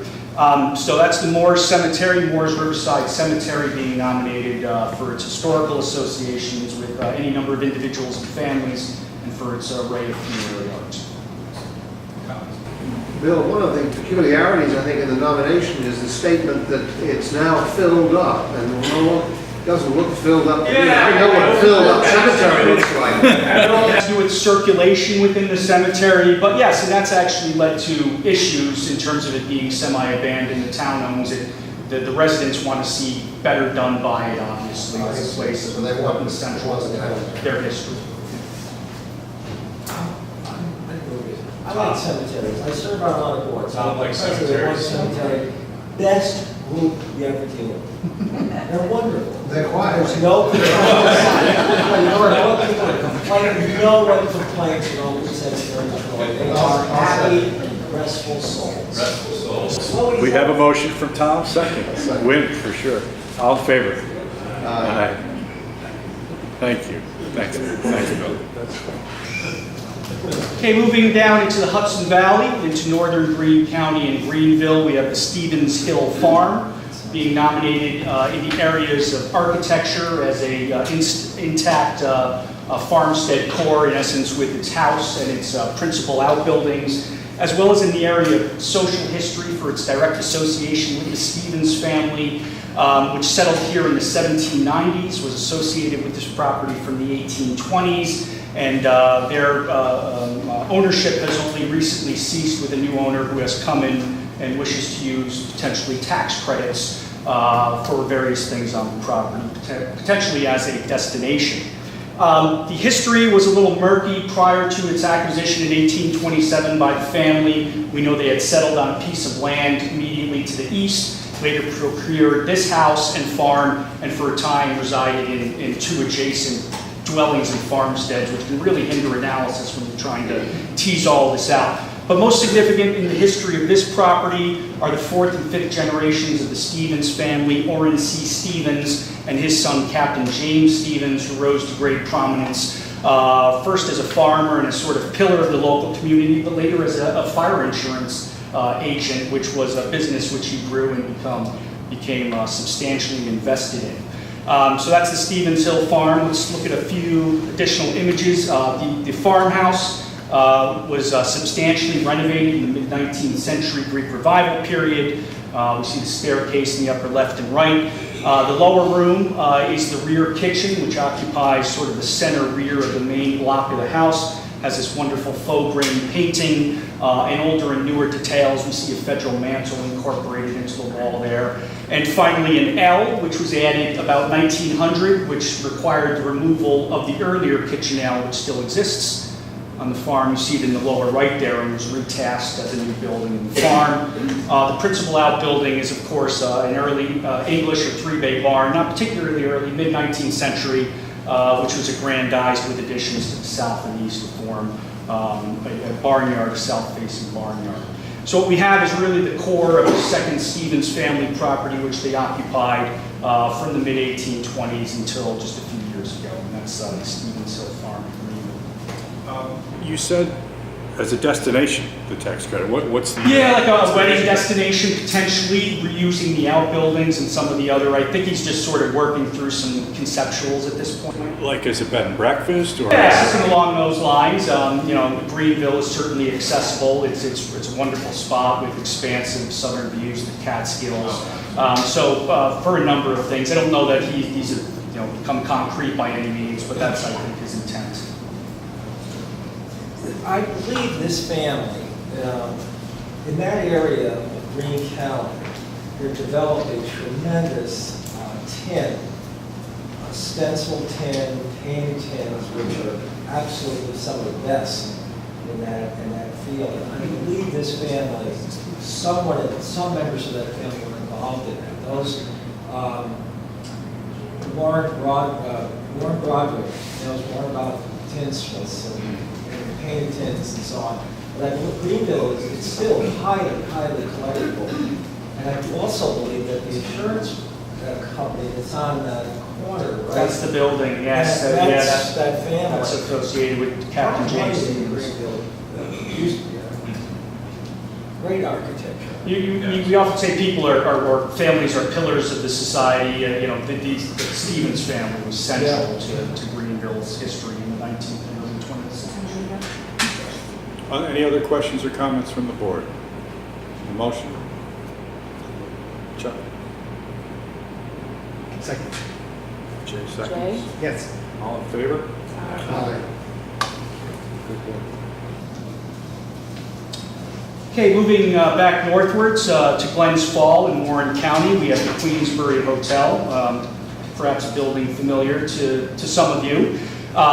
This is a tax credit project with an approved Part 1. I believe we have a Part 2 in-house presently. National Register documentation as well as the tax credit materials have been prepared by Mark, who's still here, by Mark's firm, Lacey, Thaler, Riley, Wilson. I can never remember it correctly. I think I did that time. So our appreciation to you in that regard. It's being nominated in the areas of architecture as well as community planning and development and commerce. It is really a fascinating story. There was a clear need for the hotel, a hotel in Glens Falls in the 19-teens. By the early 1920s, this interest coalesced into a group of some of the more prominent business people in Glens Falls, basically seeking to put together the financing or the funding, which they thought would amount to about $600,000 to build a state-of-the-art destination hotel. Within a week, they had raised about $470,000 to that goal, and soon thereafter, from the time of conception to the time the building was completed, it was about 2 years. So built by the J.G. White Engineering Company, or designed by the J.G. White Engineering Company. Sort of sedate exterior, 20s brick to steel frame building. A lot of it, building's exterior relies on its proportions and its brickwork for effect, which contrasts somewhat sharply with some of its wonderful interior spaces, public spaces. The building was conceived not only as a hotel, but as a convention center, a music venue. It was something that was going to serve the community on a variety of levels. The slide on the left is a little dark, but there's a painting from a scene from Last of the Mohicans by Griffith Bailey Cole. And we see on the right side two of the sort of more premier public spaces, the Gold Room and the Queen's Ballroom. It was so successful that within 3 years of being completed, an addition was added to the building in 1929. And it received a later addition in the 1980s, which is sort of sequestered towards the rear of it. And here we have a characteristic guest room. That's it. Mark, do you want anything you'd like to add? I think the owner at the moment is looking to upgrade it, and they're obviously looking to keep everything that is historic within it. They already restored the main lobby floor, which had been sort of mucked up, and they restored all the terrazzo in there. Really looking to do a nice job. Was there a Swedish group that owned this for a short time? Yes, I believe there was out of town. Yeah, that's a neat hotel. Could you repeat that? A Swedish group of investors owned this for a while back, I think in the 80s. We owned some property there. We used to have meetings there and so on. It's a very nice place. Yeah, I think the terminal, our period of significance was from 1924, I think, to 1959 was when it stopped being locally owned. We passed down the law. Tom makes a motion. Wint makes a second. All in favor? Okay.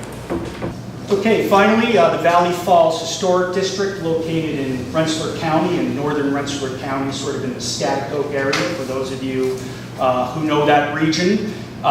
It's being nominated in the areas of architecture, industry, community planning and development, as well as transportation, with a period of significance from circa 1813 to 1939, in which that terminal date represents the loss of a historic bridge and the replacement with the current iteration. I think as presently counted, we have 157 contributing resources and 70 non-contributing resources, keeping in mind any number of the secondary, the non-contributing resources are often secondary resources, modern garage or outbuilding, something of that sort, and we'll comb through that again with a fine-tooth comb before this goes to the Park Service. And we have one letter of objection, I should say 2 letters of objection because they come from a couple that owns property on State Street, but pretty much broad support. We had 2 public meetings. It was Shelley LeClaire from the Preservation League who invited me to Valley Falls for a walking tour. We spent an afternoon. We made a sort of crude building list. A Preservation League grant was secured. Jesse Ravitch prepared the documentation after 2 public meetings. We're here today, so it's been a smooth ride so far. Having a look at the district to see the boundary in red on the right. On the left is the 1876 Beers Atlas map, so we see basically the district corresponds with the entire hamlet or village area, keeping in mind the gridded area in the historic map south of the railroad right-of-way was never developed. That's an 1864 grid. They had larger notions, but growth was never that robust. It is largely at this point a residential district with a full range of architectural types and styles, ranging from the middling workers' house to mill owners' houses. Views on State Street here, all 4 slides, including the wonderful Dr. Sproat House in the upper right, the Craftsman House, and the Methodist Episcopal Church in the background. A few buildings of non-residential nature in the upper left, the 1893 Union Free School, as well as the Roman Catholic Church in the background. Both of those buildings have been repurposed and no longer function as they did historically, as well as the Union Free Library in the bottom. Valley Falls Free Library, excuse me. And in the lower right, one of the few sort of industrial or commercial resources, former coal and lumber yard adjacent to the railroad right-of-way, which has since been retasked as housing and repurposed. Last associated with the Wiley brothers, who still operate on Route 40 in Scatter. There's a message on If Kristen was here, she would remind us that funding for the preservation is graciously provided by the New York State Council on the Arts. That's right. The New York State Council. We should also say that Shelley didn't do anything untoward in terms of how the grant and all this came about. It was all as it should.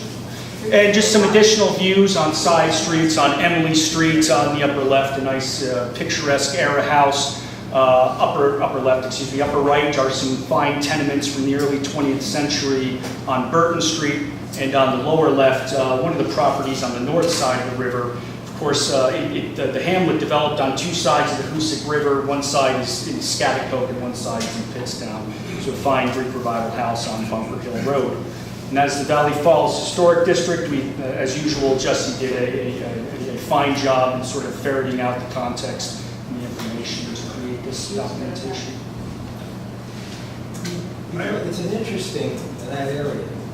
During the King Philip's War, our lovely Pilgrim Puritan brothers and sisters, they chased the Native Americans to that area to try to wipe them out from Plymouth. Now, if you consider the 17th century, that was a bit of a haul. Yeah. So, who knows? Could be serious artifacts. I want to just note, this is, Valley Falls is in a census tract that without the legislative changes enacted this past April, would have been newly disqualified from accessing the state tax credit program. So the provisions of the budget agreement will allow, here's a district that was incentivized, I think, in part by the availability of the state tax credit for historic homeowners. They would have been newly ineligible just as we're considering this nomination, and now they will have a 2-year window to continue to apply into that program. So. Bill, just to go back to the map, I think in the nomination it says that one of the boundaries of the district is a disused rail line. Yeah, it follows. And I couldn't see where that was. Yeah, it's basically right along the river. So so there's one along the south, and there's one that's more or less along the river, just on the opposite side of what is now 67. Maine and Delaware. Yeah. And that doesn't appear either in the 70s and postings. But the one along the river is within the district, a part of it, right? It's Yeah, not a yes, boundary. they both are. Really, the berm, the one in the south is no longer there. The right of way and the berm are there. So that forms our southern boundary. Oh, I see, down here coming up now. The other one is still I active. see, okay, thank you. Yeah.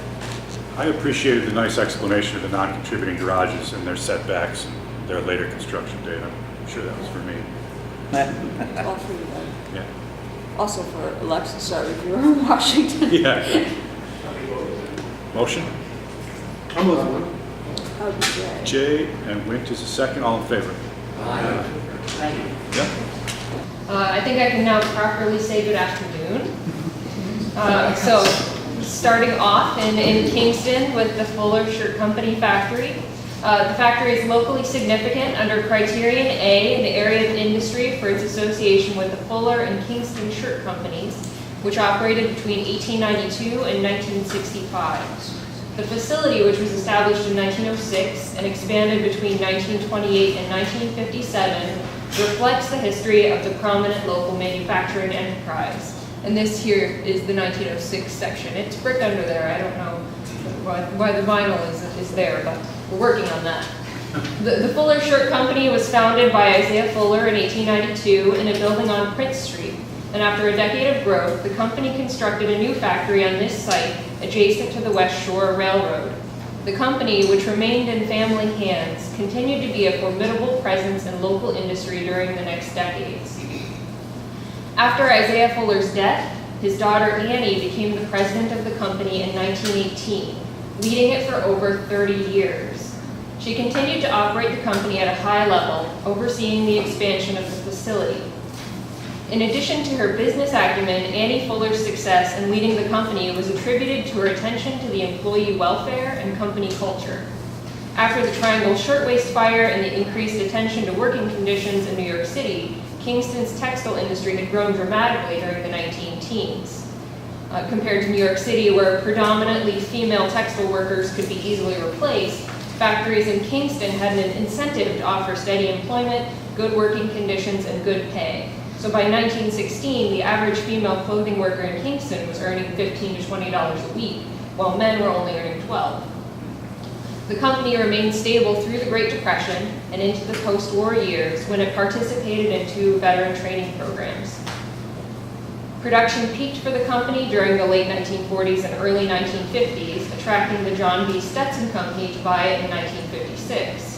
When Stetson shut down operations after only 5 years, the Fuller family repurchased the building, reformed the Fuller Shirt Company, and continued manufacturing until 1965. So we do have an approved Part 1 on this building and a letter of support from Mayor Stephen Noble, and Lee Rossetti from Heritage Consulting, who prepared the nomination, is here. If there's anything you'd like to say on behalf? I'd just like to thank you for all your assistance with the nomination. Scott Dutton is currently rehabilitating the building. We're hoping to get a Part 2 in shortly. In the rehab, he's going to do a mixed use of residential in the 1940s section and commercial space in the original section of the buildings. And that will include a photography studio. Questions or comments? Jennifer motions. Second? Tom? All in favor? Aye. Thank you. Moving onward to Amagansett. This is the Amagansett U.S. Lifesaving and Coastguard Station. It's locally significant under Criterion A in the area of maritime history as one of a network of almost 300 life-saving stations built by the U.S. Life-Saving Service up and down the Atlantic coast, the Pacific coast, and the shores of the Great Lakes from the mid-1800s through 1914. Only about 115 of those survive today. This building was built in 1902 to replace 2 earlier stations in Amagansett. And the station housed life-saving supplies, small craft, and a crew of surfmen who patrolled the shore and performed rescues. As ocean-going ships provided the principal means of transporting goods and people in the coastal region, this work remained essential during the early decades of the 20th century, before the advent of reliable radio communication, better navigational aids, and motorized vessels.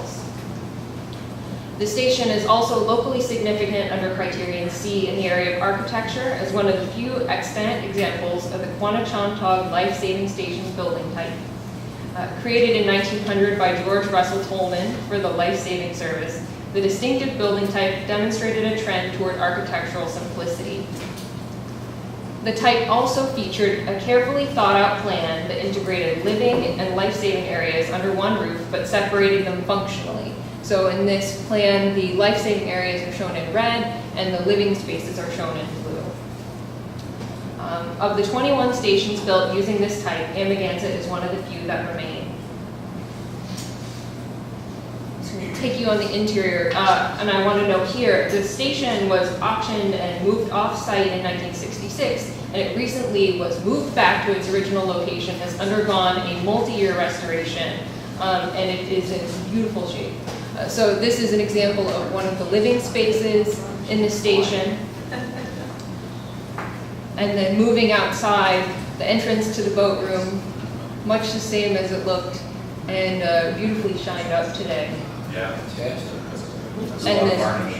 Yeah. It's important. It is. And then going up into the watchtower, and here's a view. And so continuing on, the Amagansett Station, in addition to those other areas of significance, is nationally significant under Criterion A in the area of military history for its role in the interception of the landing of 4 would-be German saboteurs sent by the Nazi regime in 1942. 2 groups of saboteurs, each of which had a mission of blowing up strategic industrial and transportation resources, left from Brittany in submarines in May 1942. One of those groups arrived in Amagansett, where John Cullen, a patrolman from the Amagansett Station, ran across them on the beach during his patrol. Cullen's report and the subsequent discovery of hidden materials which the saboteurs had intended to retrieve later was followed by a successful FBI investigation and the capture of both groups. The Coast Guard responded swiftly, establishing new substantial beach patrols on 3,700 miles of shoreline across the United States.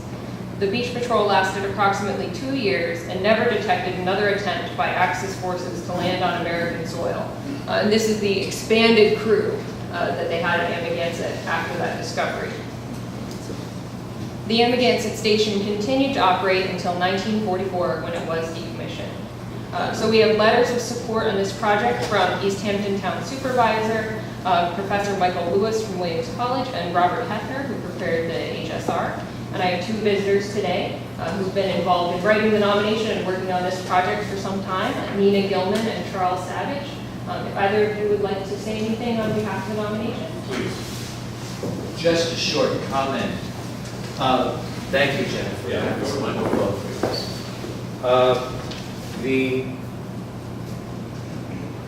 As we began to, when we got the building moved, who should come forward but a local builder? And throughout the whole reconstruction, thanks to the very good historic structures report, we have the support of this builder, Ben Krapinski. Now, Ben was one of those who, in that, about 600 yards from here, went down and played on Saturday. Wow. And he and his wife and grandson were all supporters of our effort. So I just wanted to include that in the record, because Ben has been wonderful. Really miss him very much.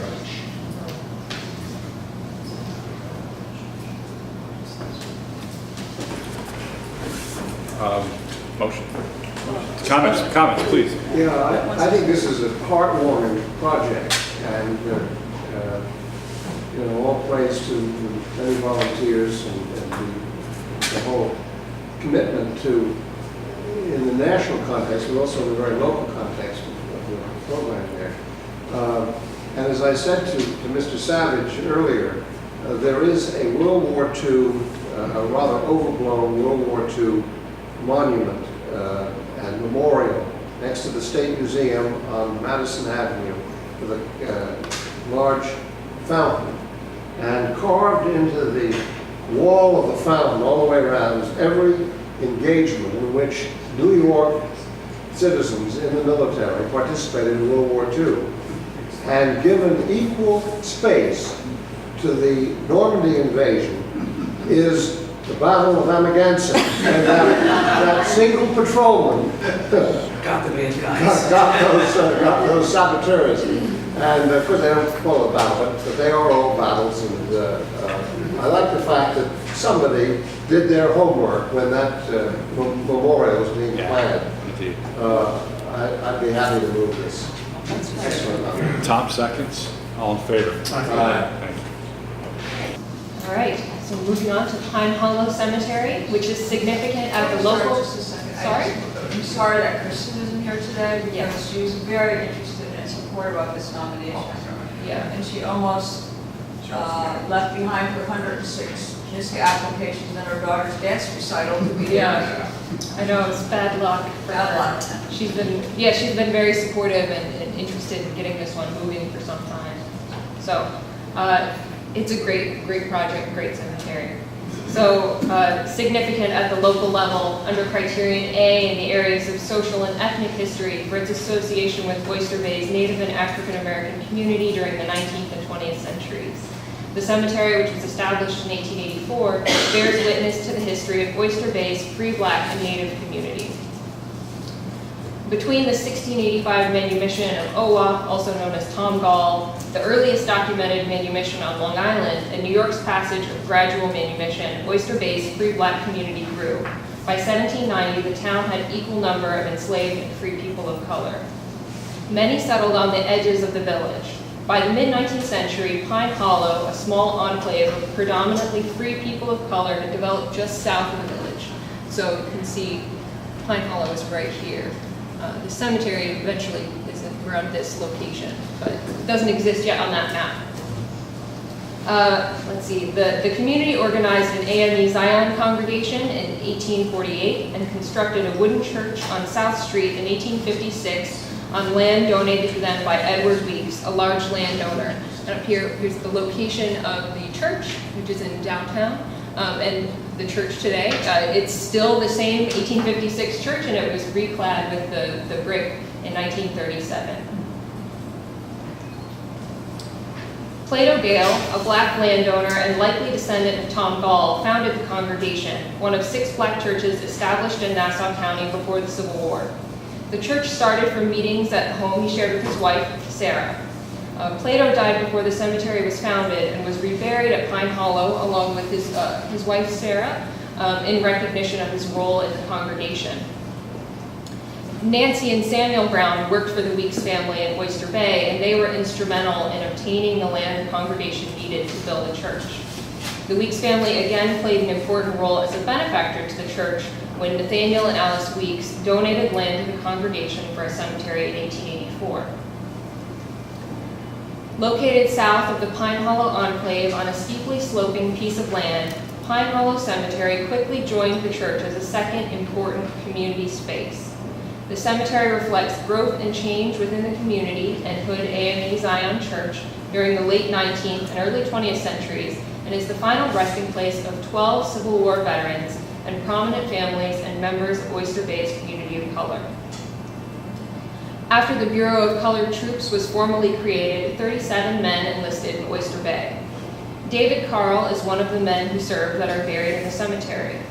Carl married Mary Louisa Appleford before leaving for the war, and their union was the first recorded interracial marriage in Oyster Bay.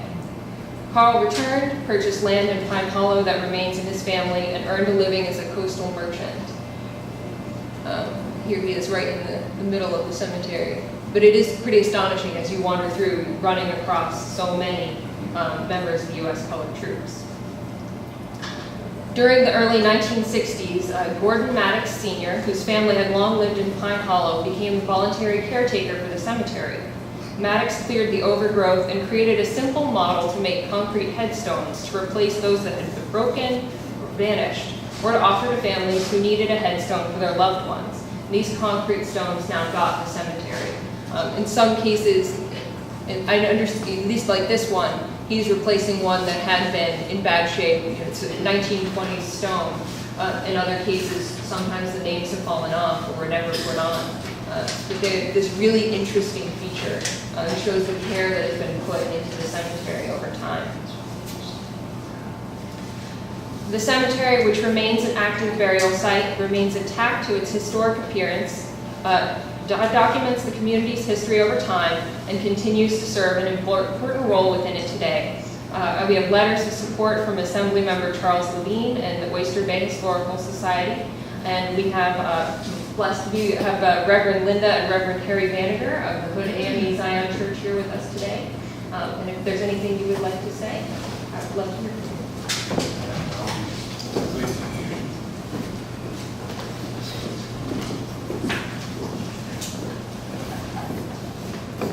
you. Good afternoon, all. It's certainly a pleasure to be upstate. We thank Ms. Bedford for coming downstate, meeting with us on several occasions. We feel blessed to have this cemetery in an affluent North Shore community. And because the community is as such, we needed help. And the Christ Church, an Anglican church, one of their societies, St. Hilda's Guild, had a fundraiser and raised funds so that we could purchase a new sign for the cemetery. That's the sign that you'll see in the photos. The Boy Scouts from Bayville, as well as Syosset, 3 Boy Scouts, were trying to acquire their Eagle Scout badges, and they chose Pine Hollow Cemetery as their project. And we're very pleased to announce that one troop did a fantastic cleanup, another Boy Scout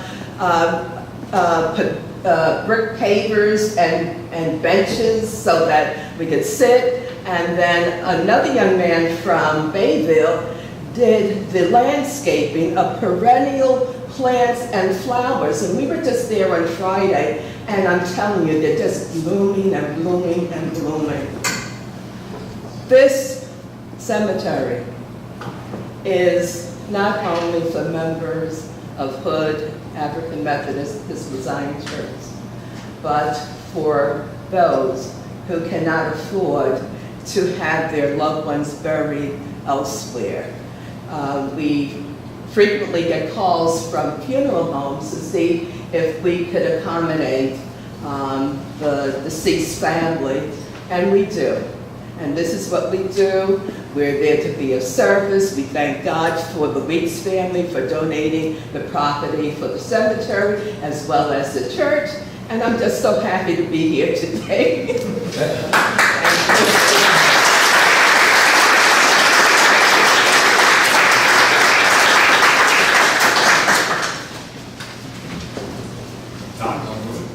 Never met a cemetery like it.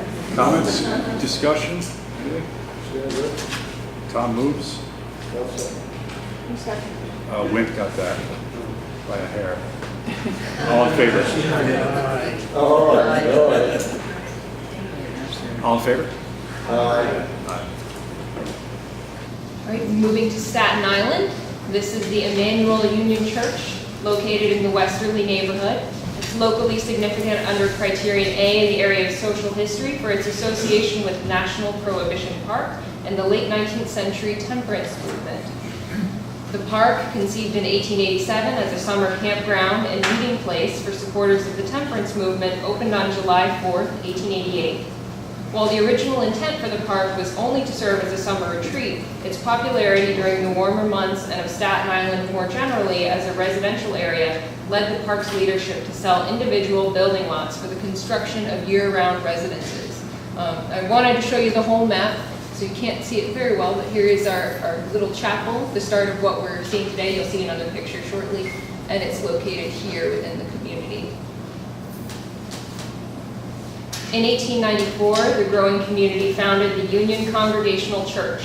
Working with the Young People's Society of Christian Endeavor, they constructed the Deems Memorial Chapel in 1895. This marked the beginnings of Emmanuel Union Church as one of the earliest churches established on Staten Island.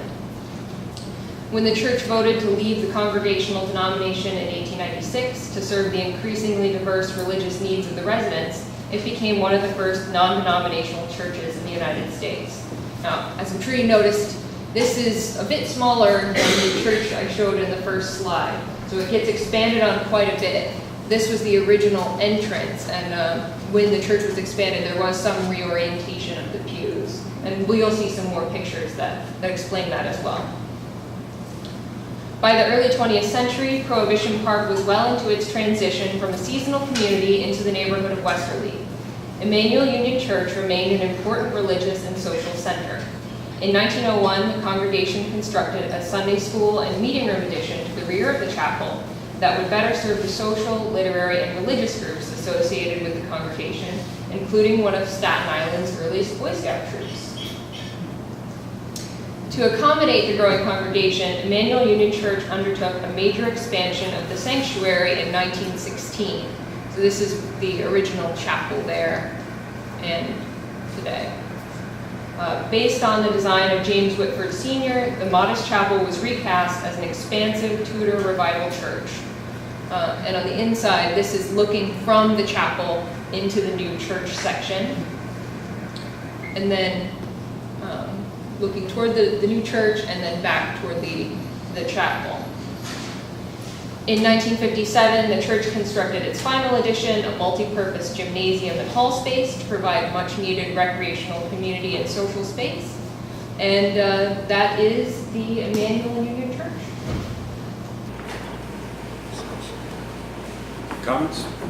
Discussion? Motion? I should say I do have a letter of support from New York City Landmarks Preservation Commission on this one.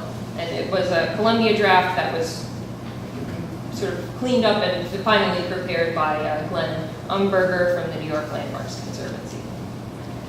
Chuck, you want to move it? Second. Jay? All in favor? So this is an interesting and unusual and fascinating property to bring before you today. Wardenclyffe Laboratory is nationally significant under criterion B in areas of science and engineering for its association with famous inventor and visionary Nikola Tesla. Tesla, one of the most important scientists and inventors of the modern age, worked at this lab between 1902 and 1906. It was the site of his most advanced experiments in wireless power transmission. The laboratory, which was Tesla's last, and ruins of his tower, were both designed to Tesla's specifications by American architects McKim, Mead, and White. They are the only remaining historic resources associated with the inventor and his productive career. So you see the lab there in the background. This is the foundation of that tower. Born in Croatia, Tesla displayed promise in his early education and work in technology. After inventing new equipment and rising to the head of Budapest Telephone Exchange, Tesla began working for the Edison Company in Paris before moving to the US in 1884 to work with Edison directly. Within the next 2 decades, Tesla, working with Westinghouse and independently as an inventor, made a mark on the scientific community and in the public imagination. His experiments with electricity resulted in the invention of alternating current that we use today. He was also a pioneer in X-ray technology, remote control, and wireless communication. Wardenclyffe, Tesla's laboratory and office from 1902 to 1906, represents the apex of Tesla's career, during which he developed and promoted his idea for a world wireless system, which would transmit energy and communications without wires. Unfortunately, his failure to perfect his ideas for wireless technology quickly enough, as well as the success of Marconi's telegraph system, led his backers to abandon him and led to his financial ruin. In 1915, he lost the heavily mortgaged property in his attempts to cover his debts. While Tesla continued to come up with new ideas, he was never able to rehabilitate his reputation and finances to secure another laboratory. In 1917, soon after Tesla lost the property, the tower was demolished for its scrap value. The building largely remained vacant until the property was purchased in 1938 by Peerless Photo Products. Peerless renovated the laboratory for use as a factory and offices, extending the mezzanine into a full second floor. But thankfully, the brick construction and open design of the laboratory, which had 2 primary open spaces, you can see here and here, allowed for its subdivision with minimal disruption. Despite these later 20th century alterations, the laboratory is identifiable and understandable to Tesla's period. And this diagram is a wonderful piece of the work that was done by Lacey Thaler Riley Wilson that really helped get and show that the laboratory is very much there. The red is the original Tesla construction, And then you see these subdivisions, which are easily reversible, and that is the plan. So we do have some lovely historic images of the interior. So this is that mezzanine I referred to, and you get a sense of the volumes of the space. We can't get pictures quite like that these days, but there is plenty remaining. There's some examples of windows still remaining in the building, and the roof structure is still all there. A few more historic views. This is the Tesla's experimentation hall, and then this, which was one of the large volumes, and then this is a hallway leading from one side to the other. Here's the dynamo room, which there's nothing left, unfortunately, but it's such a great image of the space that I have to share it. And then finally, this is the dormer space at the top and an original Tesla-era steam tank, which I suppose was too much trouble to remove. So later in the 20th century, a series of additions were added to the building, and in most cases, they simply extended away from the original laboratory and did not directly impact it.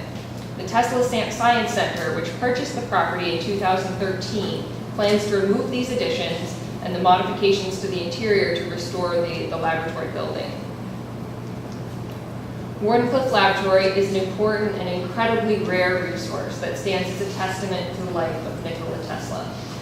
So we have a lot of, an outpouring of support for this project. I have letters of support from New York State Congressman Lee M. Zeldin, a letter from the Serbian consulate in New York City, Suffolk County legislators Sarah Anker and Kara Hahn, Brookhaven Town Supervisor Edward Romaine, Brookhaven Town Councilwoman Jane Bonner, Preservation Long Island, the Nikola Tesla Museum in Belgrade, the Board of Directors from the Tesla Science Center, Lacey Thaler Riley Wilson, several individual letters, and an e-letter signed by, this is a record, 9,500 individual supporters of the Tesla Science Center's effort to preserve and restore the laboratory. Mark, I don't know if there's anything you'd like to say on this project, but welcome to. This is probably one of the most interesting projects I've worked on in the past 30-odd years. You know, when, first of all, Tesla's work is incredible, and, you know, we wouldn't even be a society like we are today without, you know, AC current and all the other things that he came up with. But within this particular site, the thing that was really, you know, a great thing to find was that it's all there within the context of all the things that were added inside. Because when you first go inside the building at the moment, you know, it had become this photo processing lab, and there were lots of partitions and things that were put up within the original laboratory space. But the intent is that all that can go away, and the great thing is that the original materials are primarily there. So, you know, the Tesla Science Center has done a wonderful job of really, you know, gathering support for this project, and you know, they've gotten the site cleaned up at this point, and now they're really looking to move forward. They need grant funding, obviously, and things like that. So, getting on the register obviously opens up, you know, a number of opportunities for them. So, I think 9,000 plus people that have, you know, looked for support for this, I think, you know, really care very deeply about this. Yeah, I've described this as a little bit of a chicken or the egg. Like, it would be great if this was beautifully restored already and we were listing it, but it needs that listing to help it be more competitive for grants to get it to that point. Comments and discussion from the board? I've received several messages, and I think one phone conversation with former Assemblyman Alessi, who must perhaps have been representative of that district. And he's, I think, active with the museum organization there, looking for funding. And so I'm sure this is, I'm sure Jennifer's right that this is something that they're going to need to have in order to help get government support for it and more private support. Pretty ambitious project. Yeah, but I think worth it. Anyone else? Motion. Or- Wink. Paul, is a second. Who was the second? Paul Stewart. Paul, sorry. All in favor? Aye. Aye. Thank you.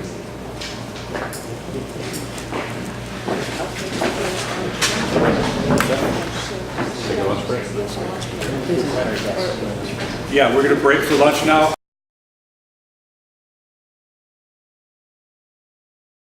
Got everyone. Yeah. We have Yes, we're back, we're now in the Finger Lakes. Yeah, that was relieving. 1, 2, 3, 4, 7. 5. Okay. Good to go. The Camillus Cutlery headquarters building in Onondaga County is being nominated under Criterion A in the areas of commerce, industry, and social history for its role in making the village of Camillus a quintessential company town. It's also being nominated under Criterion C for architecture as an early 20th century daylight factory building. The original 1925 structure fronts onto West Genesee Street and was built after the company relocated its headquarters from New York City to Camillus and the 1925 portion of the building is rectangular reinforced concrete structure with brick spandrel walls. It's a little hard to see in here because these slides don't show up quite well. Anyway, the concrete out portion was constructed in 1940 and expanded in 1973. The 1925 portion was rehabilitated into office and commercial space on the first floor and apartments in the second floor. The later additions were also rehabilitated into as apartments in both floors. And what we're looking at here, other than what used to be the original entrance to the building, is the rehabilitated first floor office space. You can see one of the mushroom columns. The main entrance is now what was a secondary entrance in the 1940 portion that enters into a lobby space with a historical display of the Cutlery factory. And I know you've read the nomination book for the benefit of those who haven't. Let me just say that the company was founded in the 1870s by German immigrant Adolf Castor as a knife distribution business of mostly English and German products. But due to tariff issues, sounds a little familiar, the company manufacturing knives in Camillus went under and Adolf Castor ended up buying the knife factory. Many of you thought it was easier and better to produce his own knives, which was the smart move. Many of the early workers were German immigrants recruited by Castor, and throughout its history, the major clients were the U.S. military, later the Boy Scouts, Sears, and Remington Rand, just a few of their customers. Business began to seriously decline in the 1980s, and the company declared bankruptcy in 2007. I should mention that a large factory building was in the east side of the property that was destroyed by fire in 2013, which was the largest fire that the village of Camillus has ever experienced. I should say it was due to the Camillus Cutlery Company that the village of Camillus had a fire department in the first place. But even with additional help, the firefighters could only save the headquarters building. Here we have some typical views of the apartment spaces, and these happen to be on the second floor in the 1940s portion. The Camillus Cutlery headquartered building recently received its Part 3 approval for the Federal Historic Preservation Commercial Tax Credits and is now pursuing the required listing in the National Register of Historic Places. So, questions, comments? Yeah, I thought this was an interesting forum, and I know we joke about the steel tariffs, but it really helped me understand the impact and effects of those and how subtle differences in the amount of tariffs can actually make people start production here rather than overseas. That was fascinating. Also, the building of housing for immigrant laborers and families in and around the building, I thought was really interesting social history. So I really enjoyed that. Thank you for that. Comments from the board? Questions? Tom, you want to nominate? Chuck will second. All in favor? Aye. Now on to Rochester. The Wallensack Optical Factory in Rochester was where the company manufactured camera and telescope lenses from 1925 to 1969. The building is being nominated under Criterion A for its association with the growth of the Wallensack Company and the diversification of industry in Rochester in the early 20th century. And it's also being nominated for architecture, which is Criterion C, as an intact example of an early 20th century fireproof 4-story brick-clad steel frame building. Now, did I get all the important pieces in there? I think I did.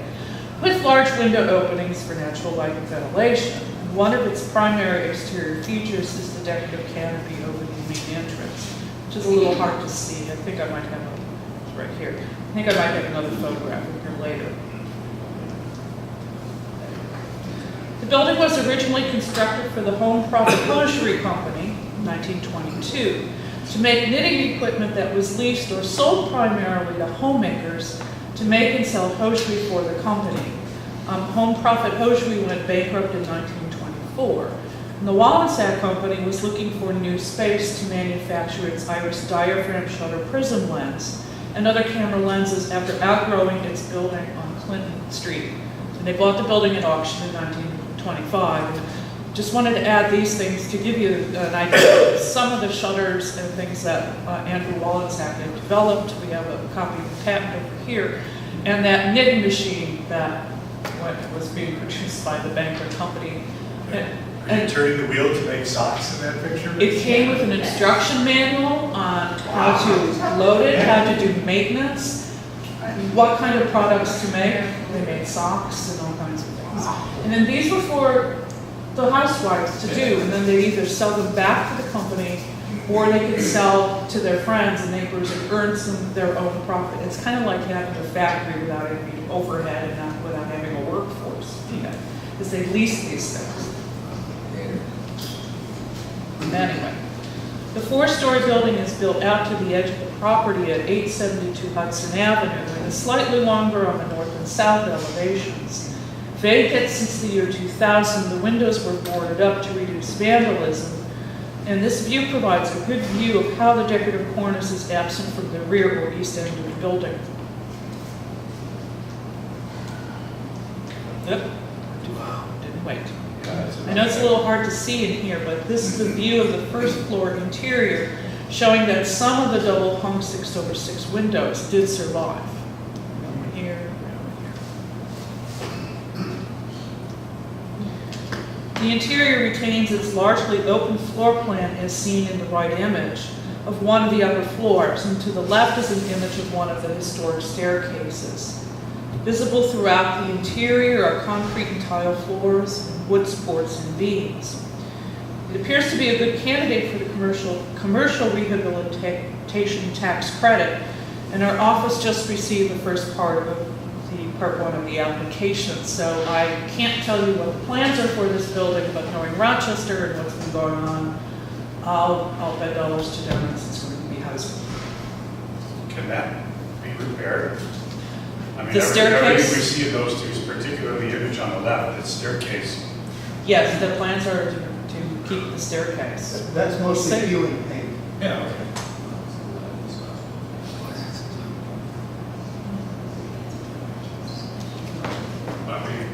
Y'all set with that? Yep, I'll wait for you. Comments and questions from the board? Motion? Jay? All seconds? All in favor? Aye. Thank you. Thank you. And on to Fairport. Significant under Criterion C and Criterion Consideration A for its architecture.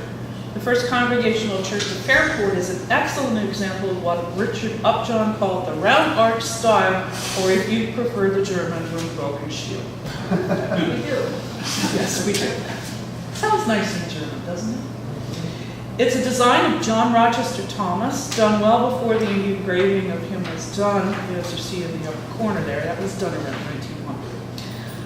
And just a quick recap of Thomas's career. In his early 20s, he entered the architectural practice of well-known Rochester architect Merwin Austin. After continuing his education in Europe, he returned to the United States, and he began his own practice. And the church in Fairport was one of his first commissions, built in 1868. The building was expanded in 1900 and again in 1924. The 1900 expansions behind the brick entrance L in the image on the left, well, I had another image here, I just didn't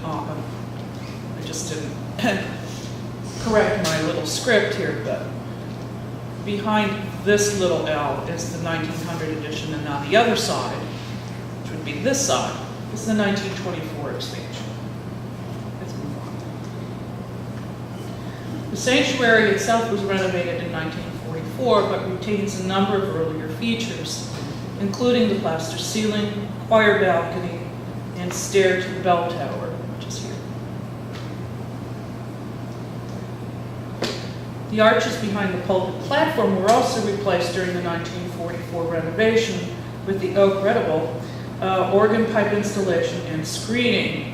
The pews, pulpit, and altar were replaced at the same time, but they kept and still use the 3 original Gothic Revival platform chairs, which you can't see because they're now hidden behind the pulpit. Okay.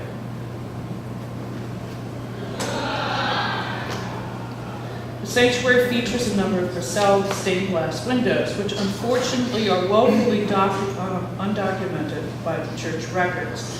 They may date from around the time of the 1900 edition, but this is pure speculation. Pike Studios of Rochester is assisting the church on researching the windows. Church records do confirm that Pike Studios made the windows for the Snow Meeting Room when the East Wing was added in 1924. That's this year. Okay.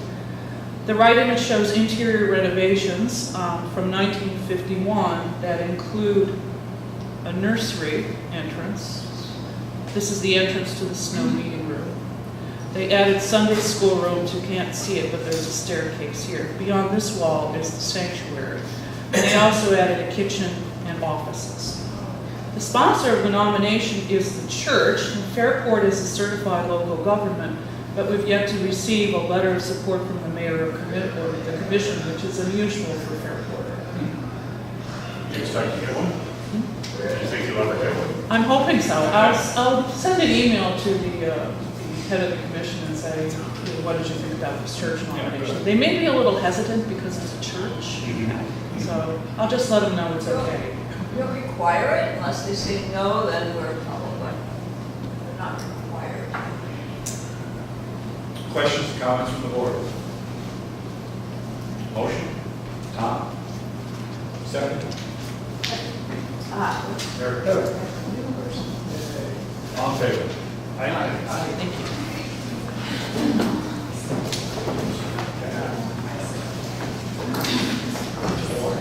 Well, yeah, this is a project of Emily's. I must say, I can't tell you how much I miss Emily. We gave her such a nice picnic hoping she would stay. Didn't work. It didn't work. But this is also a tax credit project, and it's all completed, I believe. It's Taylor Flats, a small early 20th century apartment building in Watertown, Jefferson County, and it was built in 1907 to provide housing for middle-class railroad and factory workers in the village. And it was located just a few blocks from the train yard for the New York Central and Hudson River Rail line.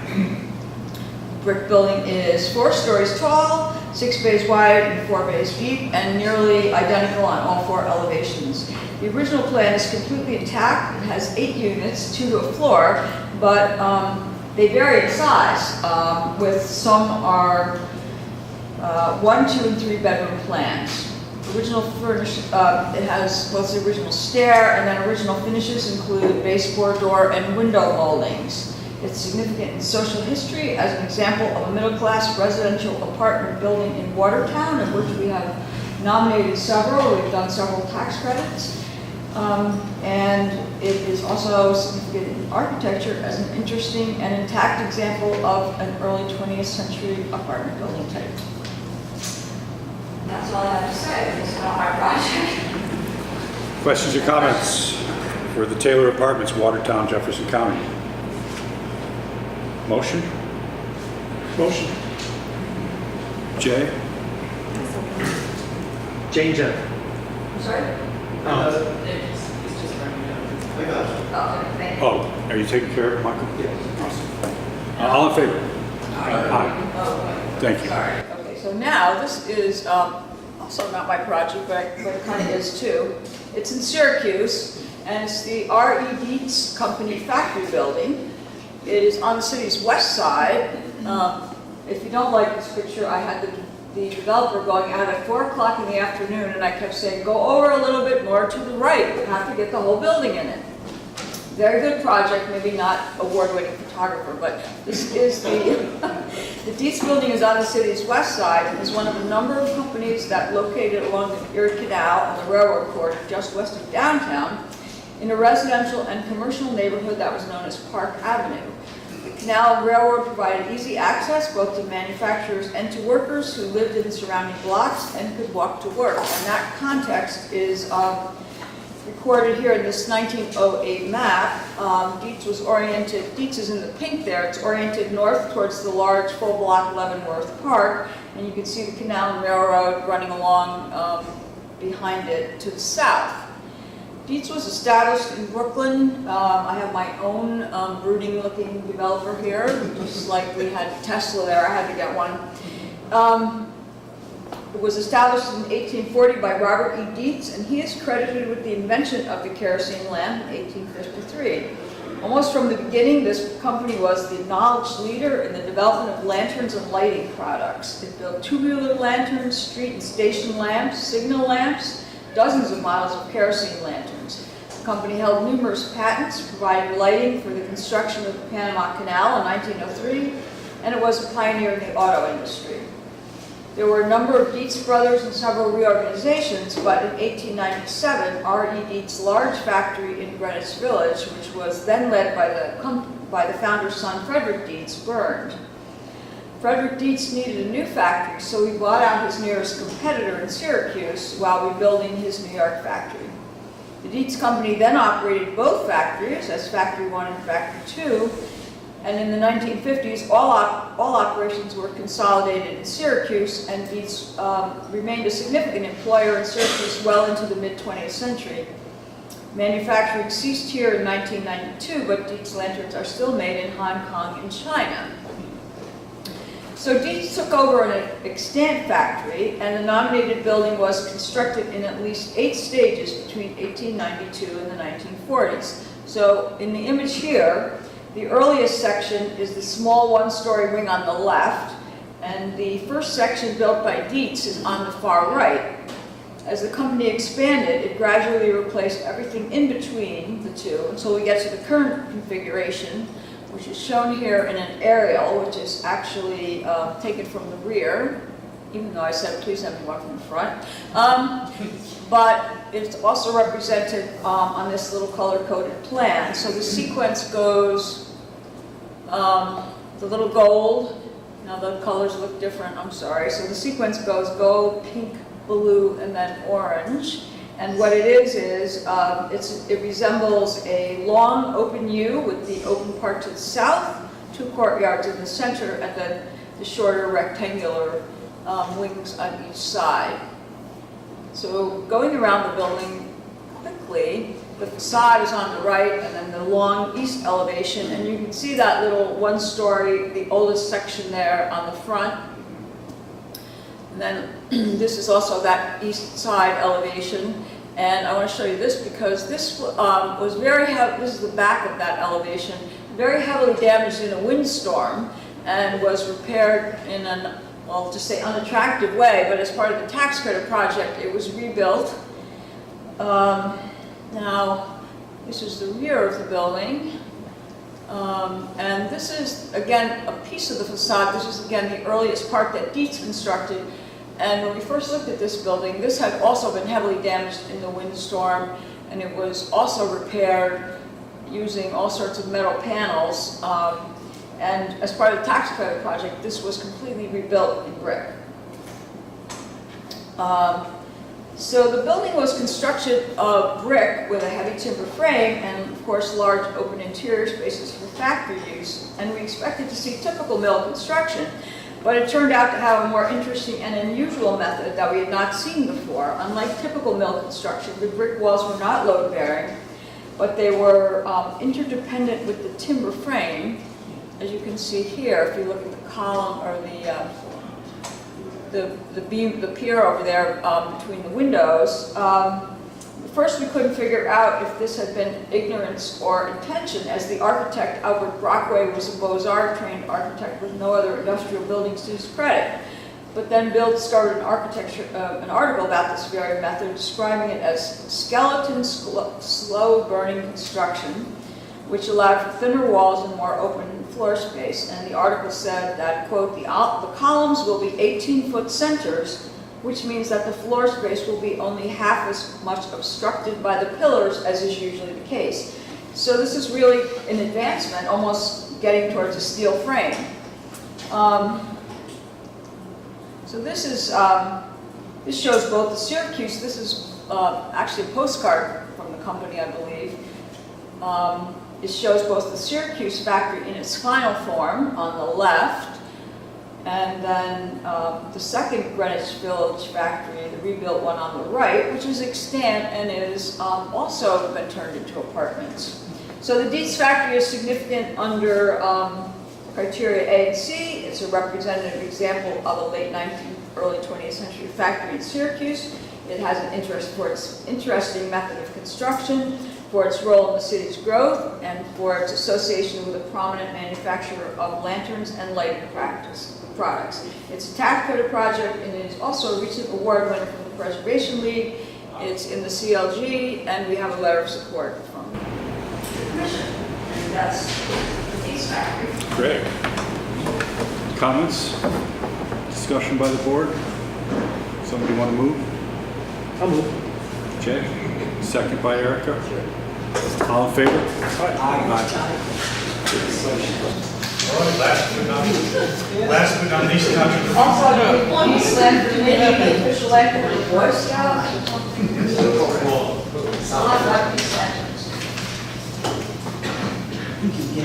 Back to Elmira.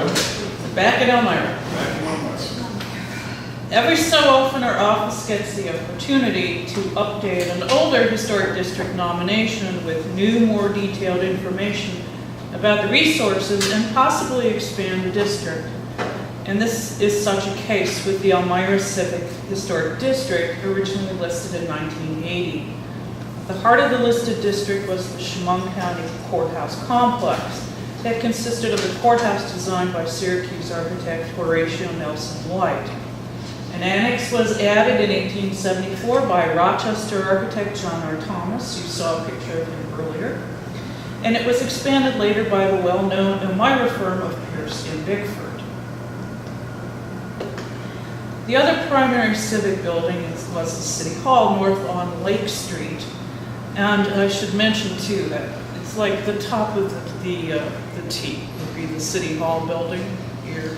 And also it didn't dawn on me until recently that the other part, the other wing, would be the former post office. So we've got these civic buildings in what was listed in 1980. The T-shaped listed district is the black line on the map, the left map, and the areas in red show the areas being added. Now I need to say that the black line on the map reflects the amended listed boundary. And if you look at I've been calling it Kath's map, that's the one on the right. The areas in pink are either buildings that were demolished or no longer contributing. Like she said, the colors kind of keep changing, but it's still pretty obvious that these are the pink buildings. This one here is non-contributing because they decided to take, it was a two-part block. They decided to take the block part off, so it lost like 3 floors. So no longer contributing. Okay. So we're at these edges, because we can amend the boundary to eliminate them. That's what's happening with this. Okay. Now the area in yellow, which is this lower section here. Okay. This is the section in the aerial view here, the red one. The amendment adds resources that represent a period of urban renewal that began with the Chemung Canal Trust Plaza in 1971. That's right there. And was accelerated by devastating floods in 1972 from Hurricane Agnes. The result was the transformation of this part of the city into a financial center with the construction of the Elmira Savings Bank here. And the Marine Midland Bank, which was it's in the listed district, but it was, I believe that's it. Right here, there we go. It's redone. Okay. Studies indicated that a lack of parking was one of the issues identified with the urban renewal, so plans were built for the Carrolls and a parking garage, and in 1975, the Carroll Street parking garage was built. By expanding the end period of significance from the original 1925 to 1977, buildings that were neither non-contributing or left out of the original nomination are now being included as contributing resources to the amendment. The orphans, the ones that were left out, which should have been in the first place, are these buildings right here. They're technically part of the Chemung County property, but in 1980 they drew the property line right down, bisected it, because the Justice Center and the jail dated from 1941.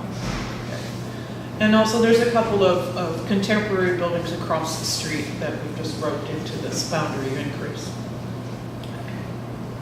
Just to finish off, the buildings in blue were previously individually listed buildings, so we've got them.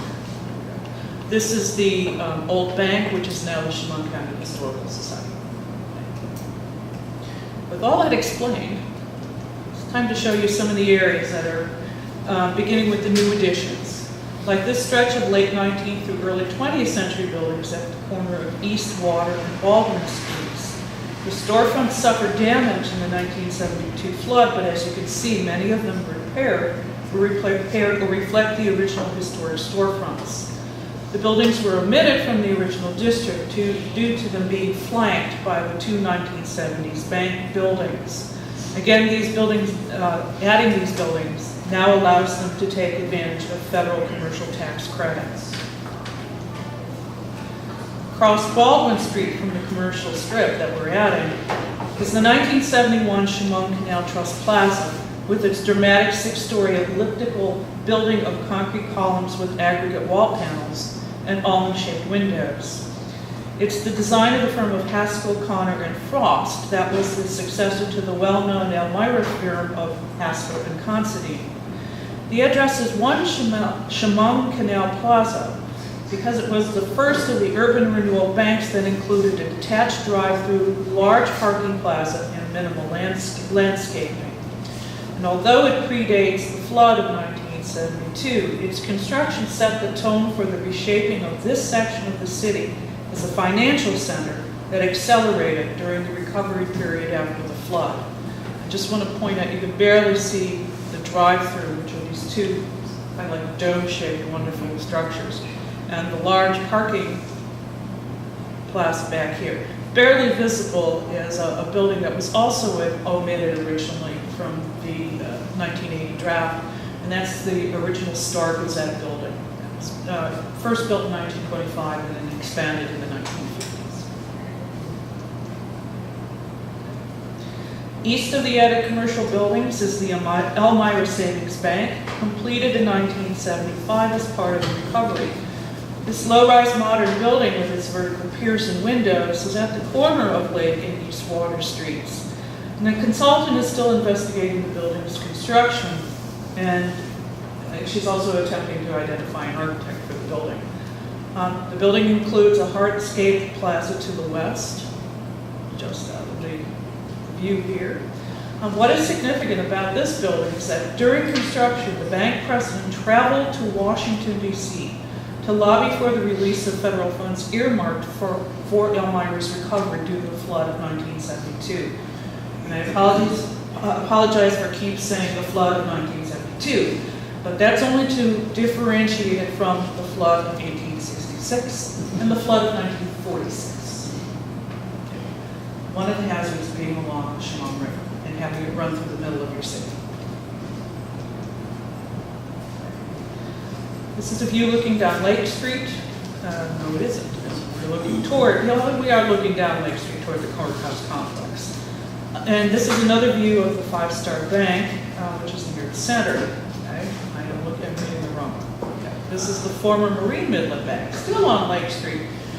Constructed in 1971, it's a large modern steel frame building with a concrete and brick facade and a central 5-story tower framed in concrete. This is the third major bank building completing the financial district. This one was originally listed in the original district of the 1980 district, but was called an intrusion. It's no longer an intrusion. It now fits into this whole redevelopment story about Elmira, this section of Elmira becoming a financial center. Now we're looking down Lake Street from the courthouse complex. You can see another view of the Five Star Bank, former Marine Midland, right there. The YWCA is at the corner of Lake Street, and this is another one of the buildings that is now being considered contributing, originally considered non-contributing because it was built in 1952. It was designed by the local firm of Fudge and Underhill Architects and Engineers, which was a very prolific firm. Not only did they do work in Elmira, but around the state, and they actually had a partner on that remained in the Hudson Valley, because that's how busy they were. And another building considered contributing now is the former IBM building on East Church Street. It was constructed in 1959 on the site of an earlier apartment building, and is an excellent example of the international style of steel frame construction. The most recent occupant was the Star Gazette newspaper, but the building is currently vacant. Okay. We're now up to what should have been in the first place resources. Most noticeably the jail. You couldn't tell this was a jail, could you? The jail and the Justice Center.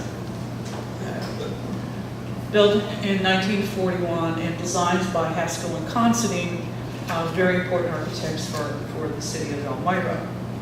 The buildings are streamlined or rather restrained Art Deco design. And these are the contemporary buildings across the street that date from the 1930s, also Art Deco. And we've pretty much circled the listed district looking at the areas that are being added. Hurricane Agnes was a significant event for Elmira, and this boundary amendment clearly demonstrates how this event and economic decline affects the city's recent past. When you go to Elmira, you talk to people, and you talk about their history, you're going to hear about the flood in 1972. You're going to hear about Hurricane Agnes. It's still, even though it was 1972, it's still part of their past and something that they constantly talk about. The sponsor of the nomination is Elmira Downtown, and the nomination was funded by the Preservation League of New York State and the New York State Council on the Arts. Elmira is a CLG, and the local Preservation Commission recently approved a resolution supporting the nomination. To date, no letters of objection have been received, but we've received one letter of support from the owner of the contributing parking garage. Finally, a parking garage on the register. No, he's first. I know. I retract my statement. And it might not be, we've had, well, not in this state, but in another state, they have had a couple tax credit projects. And actually, we're hoping for one in Syracuse, a tax credit parking garage, because we put one in, just hold that thought. This could be, well, because this is, it has retail in it, it could easily be a tax credit project. 1965. Retail at the other end, right, Virginia? Yeah. Sorry. It's hard to see it back here. You can see it easier on the rear side. Well, in the Syracuse district, we made the argument that they put the parking garage there to keep the downtown going, because you can't go downtown to shop if you don't have a place to park. But clearly, they were thinking of parking. Like I said, one of the studies identified parking as an issue. And not only does we have the Chemung Canal Plaza here, but also behind, you can't see, but behind the old Marine Midland, now the Five Star Bank, there's a large parking plaza associated with the bank. So they were clearly thinking about it. I think more people probably park over there because it's right across from the county courthouse. So. So the urban renewal context brings us up to 1977, which is less than 50 years ago. Yes. How do we as a board feel about that versus the strength of the argument being made for that context? Just to interject, there is a section in the nomination where we are required to explain for things that within less than 50 years. So we do have a section under criterion consideration where Kath has finessed it. We kind of learned this from dealing with the East Main Downtown Historic District in Rochester because we had it returned from our reviewer asking a lot of these questions. So now we know, and we're heading these up front, right from the beginning. So we are looking at these things and crafting the argument, and Kath is our expert on guidelines. So we all defer to Kath on saying, is this correct? What do we need to strengthen? What do we Exceptional significance, and in this case, in fact, what we thought we had made it Rochester, that's one of the points. But in this case, the flood is obviously and can be documented as an exceptional event in Elmira. And I mean, not only that, the city changed its entire economic focus from civic to banking and financial. I mean, if that isn't an exceptional event, it built 3 banks, that we can certainly document those are significant events in the history of Elmira that affected the city's physical and financial and probably other areas. So that's how we would document that to be an exceptionally significant. And it also can be locally exceptionally significant, not exceptionally significant in the state or the country, just something, locally that is exceptionally significant in the local context. I don't think we're going to have as much of a problem as we did in Rochester. Right, and it also has to do with the number of buildings that are within that 50-year time frame. So I think we were able to argue also too that it's a small percentage. I mean, when we argued, You're saying in Rochester there was a lot more? Yeah.